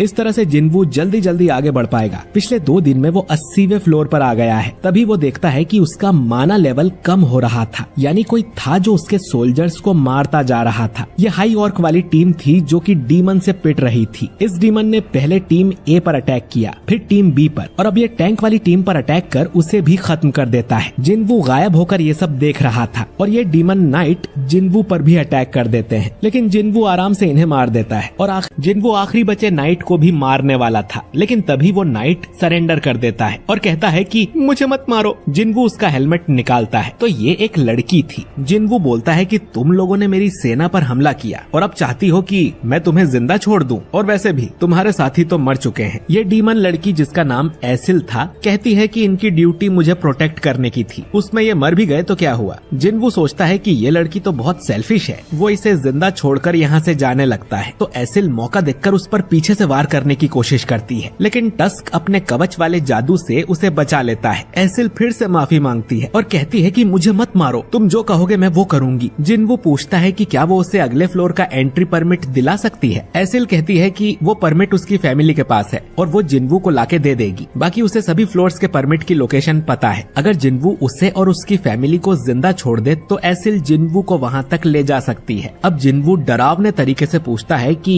क्या मैं तुम पर भरोसा कर सकता हूँ, और एसिल कहती है कि वो झूठ नहीं बोल रही। जिन्वू अब परमिट के बदले उसे जिंदा छोड़ने को मान जाता है और फिर पूछता है कि आखिर तुम लोग हो कौन। इधर हम उसी आइलैंड को देखते हैं जिस पर वो एंट मॉन्स्टर उड़कर आ गया था। उसने यहाँ पर तबाही मचा दी थी और कई सारे लोगों को मार दिया था। इधर जिन्वू एसिल से पूछता है कि क्या उसे भी अपने माइंड में इंसानों को मारने की आवाज सुनाई देती है। एसिल कहती है कि नहीं, लेकिन हमें दूसरी कमांड मिलती है, अपनी जगह को प्रोटेक्ट करो, यानी कि ये लोग डंजन वाले मॉन्स्टर से अलग हैं। जिन्वू पूछता है कि ये आवाज उसे कब से सुनाई दे रही है, जिस पे एसिल कहती है कि जब से वो यहाँ पर आए हैं तब से। ये सुन जिन्वू चौंक जाता है। एसिल कहती है कि इससे पहले वो डीमन रेल्म में थी। जिन्वू पूछता है कि तुम डीमन रेल्म में क्या कर रही थी। अब एसिल के साथ फिर से वही ग्लिच होने लगता है जो इससे पहले टस्क और बारका के साथ हुआ था, और वो एक रोबोट टाइप आवाज में बोलती है कि हम युद्ध की तैयारी कर रहे हैं, एक ऐसे दुश्मन के लिए जो इतना स्ट्रॉन्ग है कि उससे लड़ने के लिए सभी डीमंस को एकजुट होना पड़ेगा। इसके बाद एसिल कहने लगती है कि ये जानकारी नहीं दी जानी चाहिए, और बेहोश हो जाती है। जिन्वू समझ जाता है कि वो इससे आगे सवाल नहीं पूछ सकता। दूसरी तरफ हम हंटर एसोसिएशन की मीटिंग को देखते हैं जिसमें जिनचुल बताता है कि एक एंट मॉन्स्टर ने जापान के पास एक छोटे से आइलैंड पर हमला कर दिया है जिसमें 294 लोगों की जान गई है। 108 हंटर इससे लड़ने भेजे गए थे, जिनमें 4 ई रैंक हंटर, एक सी रैंक हंटर और एक बी रैंक हंटर मारे गए। आखिर में एक ए रैंक हंटर ने इस एंट को मार डाला, यानी कि इस एंट मॉन्स्टर की पावर ए रैंक जितनी थी। गन ही कहता है कि ये आइलैंड जेजू आइलैंड से 120 किलोमीटर दूर था। अगर वो एंट्स अच्छे से उड़ना सीख गई तो हमारे देश तक भी पहुंच सकती है। हमें हाई अलर्ट पर रहना होगा और तुरंत ही चौथे जेजू आइलैंड रेड मिशन की तैयारी की जाए। इधर एसिल को होश आ गया था और वो जिन्वू को अपने फैमिली कैसल के पास ले जाती है जिसके अंदर उसे परमिट मिलेगा। एसिल के फादर जिन्वू को देखकर डर जाते हैं क्योंकि उन्हें जिन्वू की शैडो में पूरी सेना दिखाई दे रही थी। जिन्वू कहता है कि मैंने एसिल से प्रॉमिस किया है कि अगर मुझे परमिट मिल गया तो किसी को नुकसान नहीं पहुंचाऊंगा। एसिल का फादर मन में सोचता है कि इस आदमी ने वल्कन और मेटस को मारा है, यानी कि हम तो इसके सामने बहुत कमजोर हैं। एसिल का फादर अब जिन्वू को परमिट दे देता है और तुरंत यहाँ से निकल जाने को बोलता है। जिन्वू कहता है कि वो कुछ देर के लिए उनकी बेटी को भी अपने साथ ले जाना चाहता है, एक गाइड की तरह, क्योंकि उसे बाकी के फ्लोर्स के परमिट की लोकेशन भी पता है और वो उसकी सेफ्टी की गारंटी भी देता है। तो एसिल का फादर मान जाता है। इस तरह से जिन्वू 90 फ्लोर तक पहुँच जाता है। इग्रिस और टैंक भी लेवल अप होके ज्यादा स्ट्रॉन्ग हो गए थे। उनकी पावर अब एस रैंक और ए रैंक के बराबर की थी। एसिल अपने साथ कुछ गिफ्ट भी लेकर आई थी क्योंकि 90 फ्लोर के बाद इन्हें टॉप रैंक वाले क्लैन मिलेंगे जो कि काफी स्ट्रॉन्ग हैं, जिनसे अगर बातचीत करके परमिट मांग लें तो अच्छा रहेगा। जिन्वू पूछता है कि अगर मैं कमजोर होता तो क्या तुम्हारे फादर मुझसे बातचीत करते? नहीं ना, दुनिया ऐसे ही चलती है। मैं तुम्हारी क्लैन छोड़कर बाकी सबको हरा दूंगा और तुम्हारी राधीरू क्लान नंबर 1 हो जाएगी। एसिल पूछती है कि वो उसके लिए इतना क्यों करेगा, जिस पर जिन्वू कहता है कि क्योंकि मैं तुम्हें पसंद करता हूँ। जो सुन एसिल शर्मा जाती है। असल में जिन्वू एसिल को जिन्हों की तरह समझ रहा था और बुद्धू लोगों से उसकी दोस्ती जल्दी हो जाती है। जिन्वू एसिल को यहीं से वापस लौटने को बोलता है क्योंकि अगले फ्लोर पर काफी स्ट्रॉन्ग दुश्मन मिलेंगे। तो एसिल उसे परमिट्स की लोकेशन बता दे, बाकी सब जिन्वू कर लेगा। एसिल कहती है कि वो उसके साथ आखिरी तक चलना चाहती है और देखना चाहती है कि जिन्वू कितना लेवल अप हो सकता है। जिन्वू अब उसे साथ ले जाने को मान जाता है। अगले फ्लोर्स पर जिन्वू का सामना और भी पावरफुल डीमन से होता है, लेकिन फिर भी जिन्वू धीरे धीरे आगे बढ़ता जाता है और 97th फ्लोर भी क्लियर कर देता है। इधर चोई और चाहिन दोनों को इन्फॉर्म कर दिया गया था कि जेजू आइलैंड रेड मिशन फिर से होने वाला है और इनके साथ साथ देश के सभी एस रैंक हंटर्स को भी ये बात बता दी गई है। चाहिन सोचती है कि यानी जिन्वू भी साथ चलेगा। इसके बाद चोई कहता है कि पड़ोसी देश जापान भी इसमें हमारी मदद करेगा, क्योंकि अगर वो एंट उड़ने लगी तो उन्हें भी खतरा हो सकता है। तो उन सबको मिलकर इस खतरे को जड़ से खत्म करना होगा। मिशन का बैटल प्लान डिस्कस करने के लिए एक अल्ट्रा गिल्ड का हंटर उनके देश में आने वाला है। इधर जिन्वू 100वें यानी कि आखिरी फ्लोर पर पहुंच गया था, जहां उसका सामना होता है डीमन लॉर्ड बारन से, जो कि एक व्हाइट ड्रैगन पर बैठा हुआ था और इसका ऑरा बहुत ही पावरफुल था। बारन अब अपनी डीमन आर्मी को बुलाता है, जो जिन्वू और एसिल को चारों तरफ से घेर लेती है और ये डीमन इन पर हमला करने भागते हैं। जिन्वू अपने आसपास डोमेन बना लेता है और उसकी शैडो आर्मी बाहर निकलकर इस डीमन आर्मी से लड़ने लगती है। टस्क तो अपने जादू से अकेले ही सैकड़ों डीमंस को जला देता है। उसकी ये पावर देख एसिल हैरान थी। वो सोचती है कि डीमन मोनार्क बारन यहाँ का राजा है और जिन्वू बस एक घुसपैठिया, तो उसे किसकी साइड रहना चाहिए। बारन अब आसमान से खतरनाक बिजली गिराता है, जिसमें एसिल भी मरने वाली थी, लेकिन जिन्वू उसे बचा लेता है। जिन्वू सोचता है कि अगर इस अटैक से उसके सोल्जर्स बार बार मरते रहे तो उसका माना जल्द ही खत्म हो जाएगा, तो उसे जल्दी बारन को मारना पड़ेगा। वो गायब होकर बारन के पास जाता है, लेकिन बारन फिर भी उसका अटैक रोक लेता है और एक पावरफुल लेजर से जिन्वू पर हमला करने लगता है। जिन्वू अब टस्क और इग्रिस को मदद के लिए बुलाता है। टस्क अपने जादू से उस लेजर को रोकता है और इतनी देर में जिन्वू अपने डैगर से उस व्हाइट ड्रैगन की गर्दन काट देता है, जिससे बारन नीचे आ गिरता है। दूसरी तरफ हम हंटर्स की मीटिंग देखते हैं, जिसमें ड्रॉ सोर्ड गिल्ड का मास्टर गोतो भी शामिल था। ड्रॉ गिल्ड पड़ोसी देश जापान की बहुत बड़ी गिल्ड है, जिसमें 11 एस रैंक के हंटर हैं और ये पूरे एशिया की दूसरी सबसे बड़ी गिल्ड है। और ये लोग जेजू आइलैंड वाले मिशन में कोरिया की हेल्प करने आए हैं। गोतो की ट्रांसलेटर हानेकावा बताती है कि उड़ने वाली एंट्स की जिंदगी सिर्फ 1 साल की ही होती है, तो अगर क्वीन एंट मारी जाए तो बाकी एंट्स 1 साल में अपने आप ही खत्म हो जाएंगी। और पिछले 3 रेड मिशन को देखने से इन्हें ये भी पता चला है कि ये एंट्स पावरफुल एनिमीज की तरफ अट्रैक्ट होती हैं और इसका फायदा उठाकर हम कोई प्लान बना सकते हैं। तो इस मिशन में ड्रॉ गिल्ड के 11 में से 10 एस रैंक हंटर शामिल होंगे, जिनमें गोतो भी है। हम सारी एंट्स का ध्यान अपनी तरफ कर लेंगे और आप लोगों की जिम्मेदारी होगी एंट क्वीन को मारने की। जिनचुल कहता है कि फिर तो आपको हजारों एंट्स का सामना करना पड़ेगा, जिस पर गोतो बोलता है कि हम सिर्फ चारे की तरह एक्ट करेंगे, तो इसमें कोई दिक्कत नहीं होगी।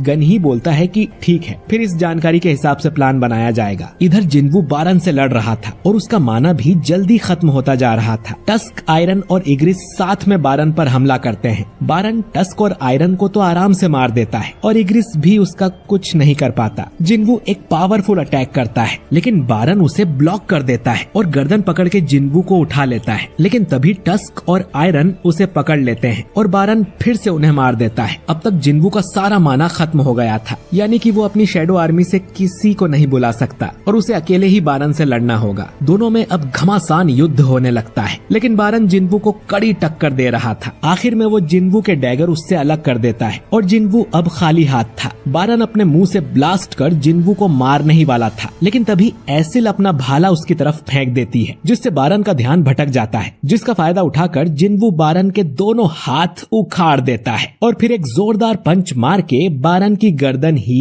अलग कर देता है, जिससे बारन मारा जाता है और जिन्वू का डीमन कैसल वाला मिशन कंप्लीट हो गया था। जिन्वू एसिल से कहता है कि वापस जाके अपने फादर को बता दो कि अब उनकी फैमिली टॉप रैंक पर है और ये एपिसोड यहीं पर खत्म हो जाता है। तो कि जिन्वू डीमन किंग बारन को मार देता है और अब उसे एलिक्सर ऑफ लाइफ बनाने के लिए तीनों आइटम मिल गए थे, लेकिन इसे बनाने के लिए जिन्वू का इंटेलिजेंस लेवल हाई होना चाहिए, जबकि जिन्वू तो अब तक सिर्फ अपनी ताकत और स्पीड को ही लेवल अप कर रहा था। जिन्वू फिर भी सिस्टम से कहता है कि वो एलिक्सर ऑफ लाइफ को बनाए। कुछ देर में ही प्रोसेस पूरी हो जाती है और जिन्वू को एलिक्सर ऑफ लाइफ की पूरी 6 बॉटल्स मिल जाती हैं। एलिक्सर ऑफ लाइफ एक ऐसी दवा है जिसे पीने से हर बीमारी ठीक हो जाती है और जिन्वू इसके जरिए अपनी मदर को ठीक करना चाहता है, जो कि एटर्नल स्लम्बर नाम की बीमारी की वजह से पिछले 4 साल से हॉस्पिटल में है। तभी आयरन उस व्हाइट ड्रैगन की लाश यहाँ ले आता है, जो देख जिन्वू उसकी तारीफ करता है कि उसने तो काफी अकल वाला काम किया, क्योंकि व्हाइट ड्रैगन एक क्रीचर है, ना कि कोई डीमन। तो जिन्वू इस ड्रैगन की शैडो को एक्सट्रैक्ट कर सकता है, वो अराइज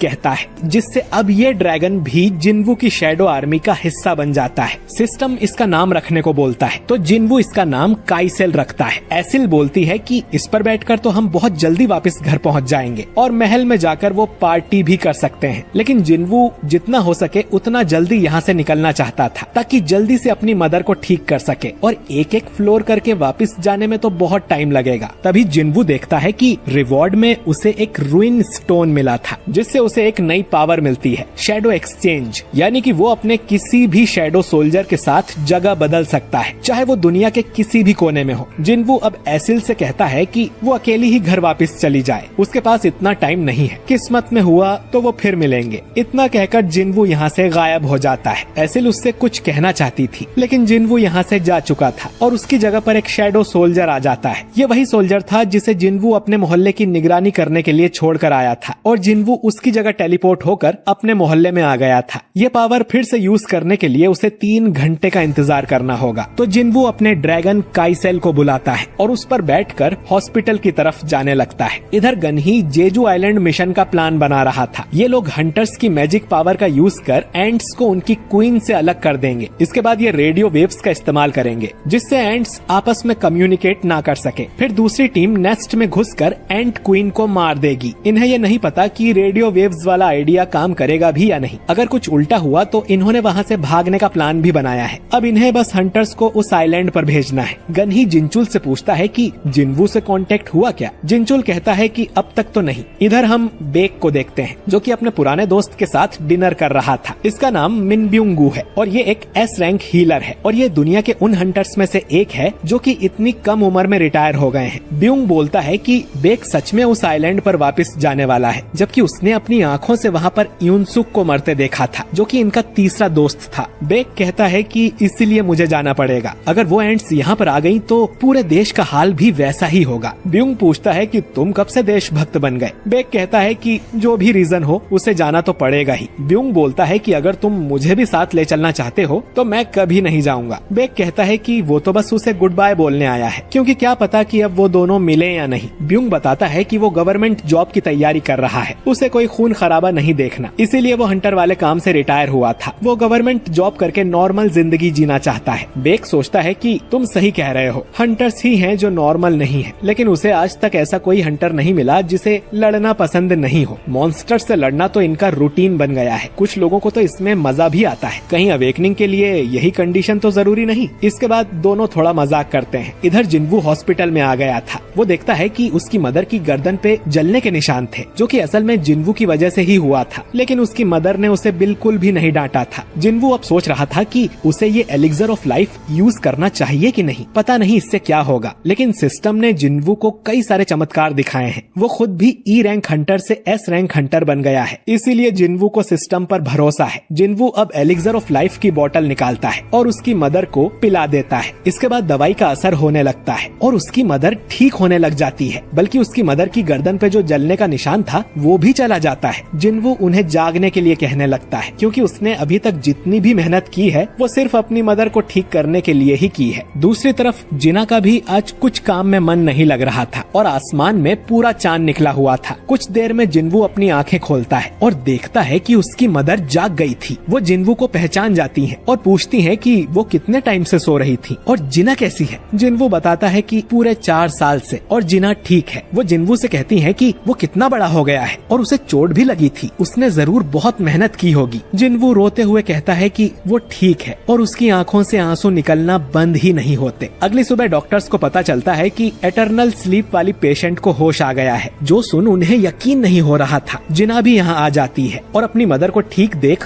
रोते हुए उन्हें गले लगा लेती है। जिन्वू सोचता है कि उसकी सारी मेहनत रंग लाई और उसे असली रिवॉर्ड अब मिला है। दूसरी तरफ गन ही एक प्रेस कॉन्फ्रेंस बुलाते हैं और सबको बताते हैं कि hunter association 4th Jeju island raid mission करने जा रहा है। इस मिशन में न सिर्फ हमारे देश के एस रैंक हंटर शामिल होंगे, बल्कि जापान से भी 10 एस रैंक हंटर आने वाले हैं। ए रैंक और उससे नीचे वाले हंटर्स भी सपोर्ट के लिए इस मिशन में हिस्सा लेंगे और इस बार हम जरूर उन एंट्स का सफाया कर देंगे। ये न्यूज देख के ब्यूंग को याद आता है कि कैसे वो और यूनसुक जेजू आइलैंड पर जाने से डर रहे थे, पर यूनसुक ने कहा था कि जो लोग लड़ नहीं सकते वो तो और भी ज्यादा डर रहे होंगे, तो इस काम को सिर्फ हम ही पूरा कर सकते हैं, वरना ये देश एंट्स का नेस्ट बन जाएगा। तभी बेक नींद में बड़बड़ाता है कि मैं उन चींटियों को अपने हाथों से कुचल दूंगा। खैर, शायद ब्यूंग का भी मिशन पर जाने का मन हो रहा था। इधर जिन्वू और जिना अपनी मदर को घर ले आते हैं, जो कि पूरा बिखरा हुआ पड़ा था, क्योंकि जिन्वू गया है तब से जिना ने बिल्कुल भी सफाई नहीं की। ये तीनों मिलकर अब घर की सफाई करने लगते हैं। अपने घर को पहले जैसा देख जिन्वू बहुत खुश था, लेकिन उसे पता नहीं क्यों काफी अजीब लग रहा था, जैसे कि उसने कोई लाइन क्रॉस कर दी हो जो उसे नहीं करनी चाहिए थी। उसकी मदर क्यों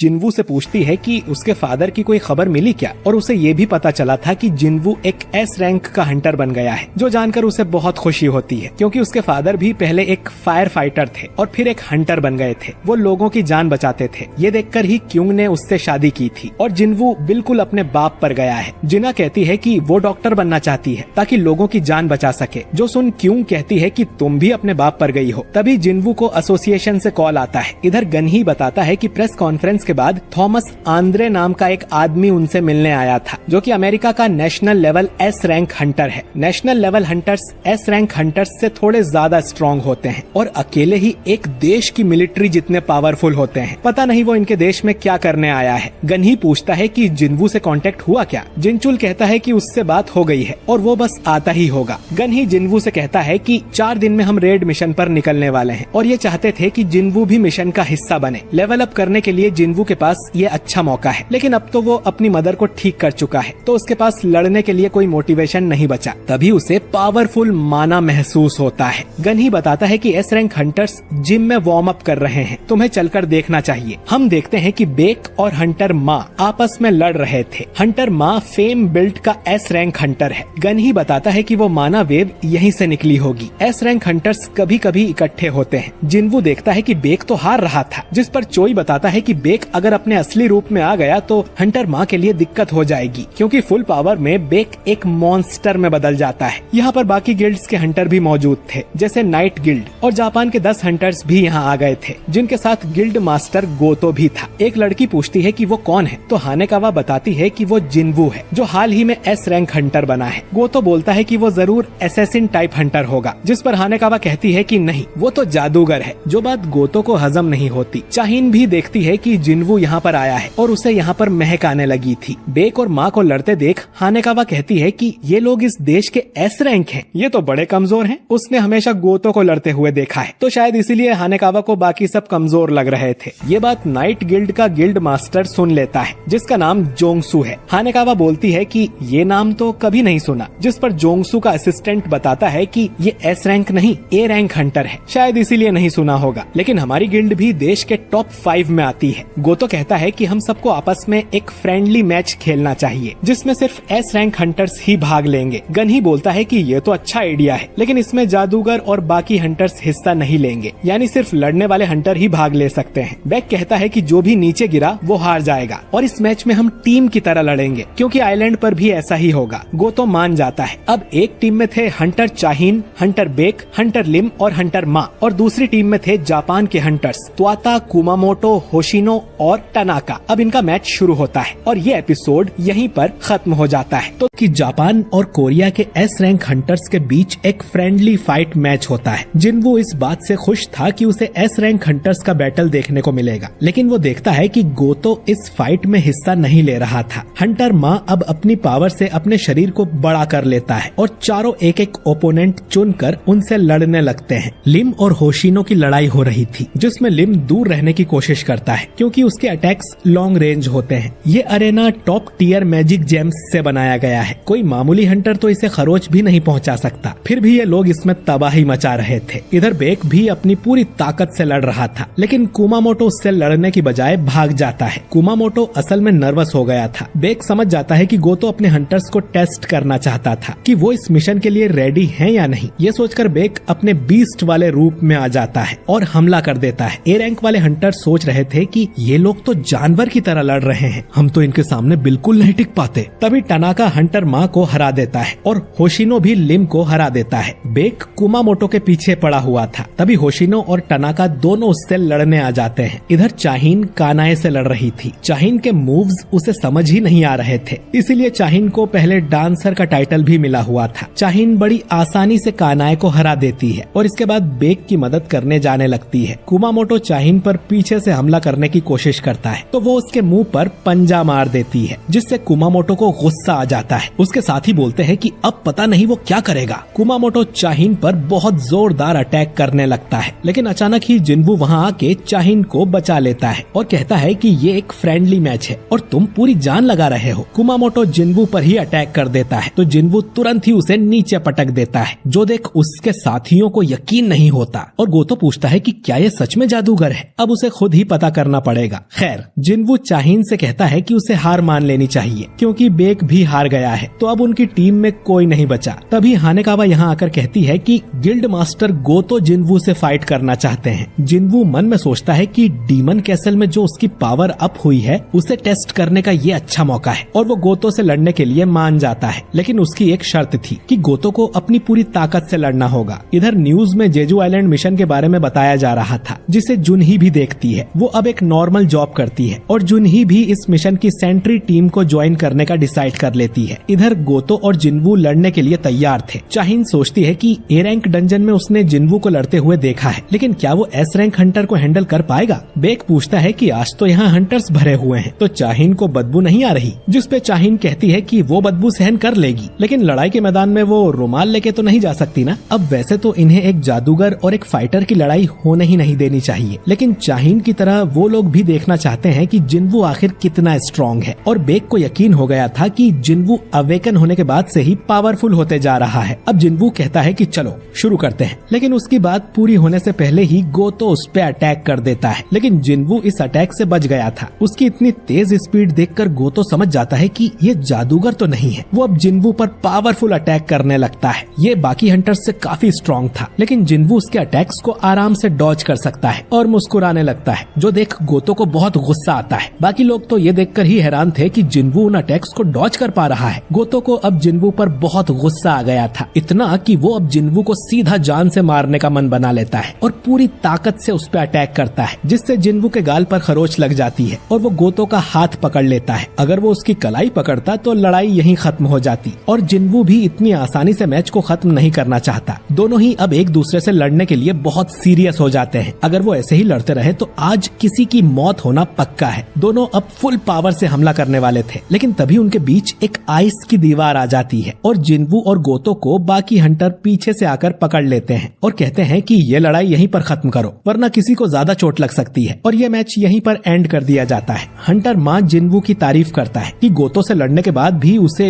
सिर्फ खरोच ही आई है। जिन्वू मन में सोचता है कि अब उसे इन सब की ताकत का पता चल गया है और उसने इन सभी की शैडो में अपने शैडो सोल्जर्स को भी छुपा दिया था, जिनके बारे में किसी को पता भी नहीं चलता। गोतो और उसकी टीम अब यहाँ से चली जाती है और जिन्वू चेयरमैन गनही से जाकर कहता है कि वो जेजू रेड मिशन में हिस्सा नहीं ले सकता। गोतो अपने वाइस गिल्ड मास्टर रियूजी को बताता है कि उनके बीच एक कमाल का हंटर है जिसका नाम जिन्वू है, लेकिन रियूजी देखता है कि जिन्वू का नाम तो मिशन वाली हंटर लिस्ट में है ही नहीं। इधर चाहिन को भी ये खबर मिलती है कि जिन्वू उनके साथ रेड मिशन में नहीं आ रहा। चोई कहता है कि उसकी कोई वजह होगी, लेकिन फिर भी उनके पास टोटल 15 एस रैंक हंटर्स हैं, तो इस बार उन्हें ये मिशन जरूर पूरा करना होगा। जिन्वू घर जाता है और देखता है कि उसकी मदर ने डिनर बनाया था। उसकी मदर 4 साल के बाद हॉस्पिटल से वापस आई है, तो अभी जिन्वू का उनके साथ रहना जरूरी है, इसीलिए उसने मिशन पर जाने से मना कर दिया। इधर जेजू आइलैंड पर हम देखते हैं कि एंट्स के लिए खाने को कुछ नहीं बचा है और वो एक दूसरे को ही खाने लगी हैं। क्वीन कहती है कि उन्हें ये आइलैंड छोड़ना ही पड़ेगा। उन्हें एक पावरफुल सोल्जर की जरूरत है जो उन्हें बाहर लेकर जाए। तभी हम एक बड़े से अंडे को देखते हैं जिसमें से एक एंट बाहर निकलता है, लेकिन बाहर आते ही इसकी स्किन ब्लैक हो जाती है। ये बिल्कुल इंसानों की तरह खड़ा हो जाता है, यानी कि ये एंट इवॉल्व होकर और भी ज्यादा स्ट्रॉन्ग बन चुका है। ये जोर से चिल्लाता है जिससे आइलैंड पर पावरफुल एनर्जी बीम निकलती है। न्यूज में बताया जाता है कि जेजू आइलैंड की एंट्स समय के साथ इवॉल्व हो रही हैं। तीसरे मिशन के दौरान तो वो जमीन पर रेंग रही थी और अब तो वो उड़ना सीख गई हैं और दिखने में धीरे धीरे इंसानों की तरह बनती जा रही हैं। इन्हें खत्म करने का मिशन आज शुरू होगा। इधर सोंगयी जिन्हो से कहती है कि वो भी सेंट्री टीम को ज्वाइन कर रही है। सेंट्री टीम में देश के सभी छोटे मोटे हंटर्स हिस्सा ले सकते हैं। ये टीम समुद्र किनारे खड़ी रहेगी ताकि मिशन के दौरान अगर कोई एंट उड़कर शहर की तरफ आती है तो ये लोग उन्हें मार सकें, और इसमें जुनही भी शामिल होती है। और इसी के साथ अगली सुबह Jeju island raid mission mission शुरू होता है। ढेर सारी बैटल शिप्स आइलैंड को चारों तरफ से घेर लेती है। इन पर भी ए रैंक वाले हंटर्स थे जिनका काम ये देखना था कि कोई एंट उड़कर यहाँ से भाग ना पाए। मिनसुंग भी फोटो खिंचवाने यहाँ पर आया हुआ था। एस रैंक हंटर्स की अटैक टीम भी आइलैंड पर जाने को तैयार थी और उन्हें रिटायर एस रैंक हीलर ब्यूंगू भी ज्वाइन करता है, जिसे देखकर बेक बहुत खुश था। ये सब हेलीकॉप्टर में बैठ जाते हैं। इनकी टीम के साथ एक कैमरामैन भी था जो कि सब कुछ रिकॉर्ड करेगा, बल्कि इनकी फाइट टीवी पर लाइव दिखाई जाएगी, लेकिन उसमें 10 मिनट्स का डिले होगा ताकि अगर कोई हंटर से गलती हो जाए तो उसे एडिट किया जा सके। ये कैमरामैन होने के साथ साथ एक ए रैंक का हंटर भी था और खतरनाक जगहों पर शूट करने की उसे आदत है। पब्लिक को शायद आखिरी बार ऐसा रेड मिशन देखने को मिलेगा, क्योंकि आज ये लोग सारी एंट्स को खत्म कर देंगे। अगर इनका ये मिशन फेल होता है तो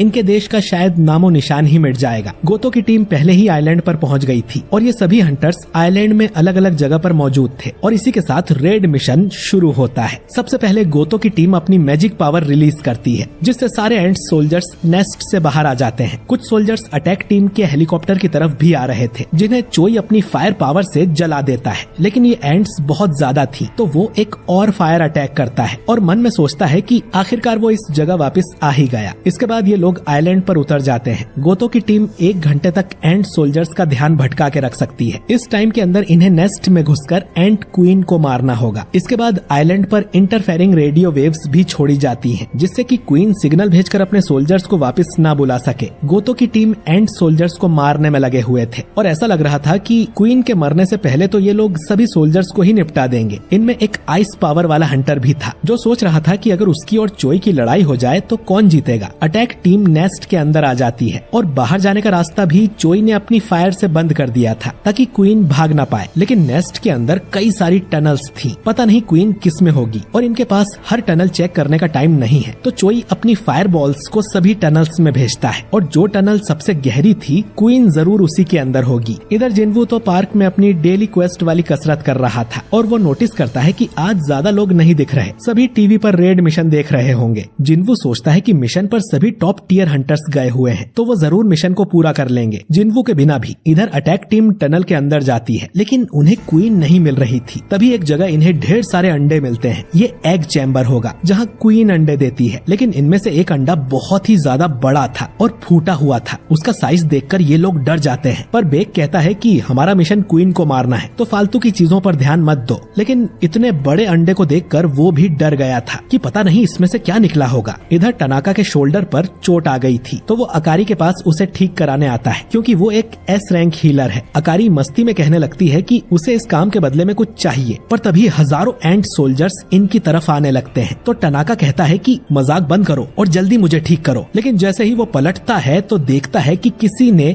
अकारी की गर्दन काट दी थी। इन्हें पता भी नहीं चलता कि ये कैसे हुआ और ये एपिसोड यहीं पर एंड हो जाता है।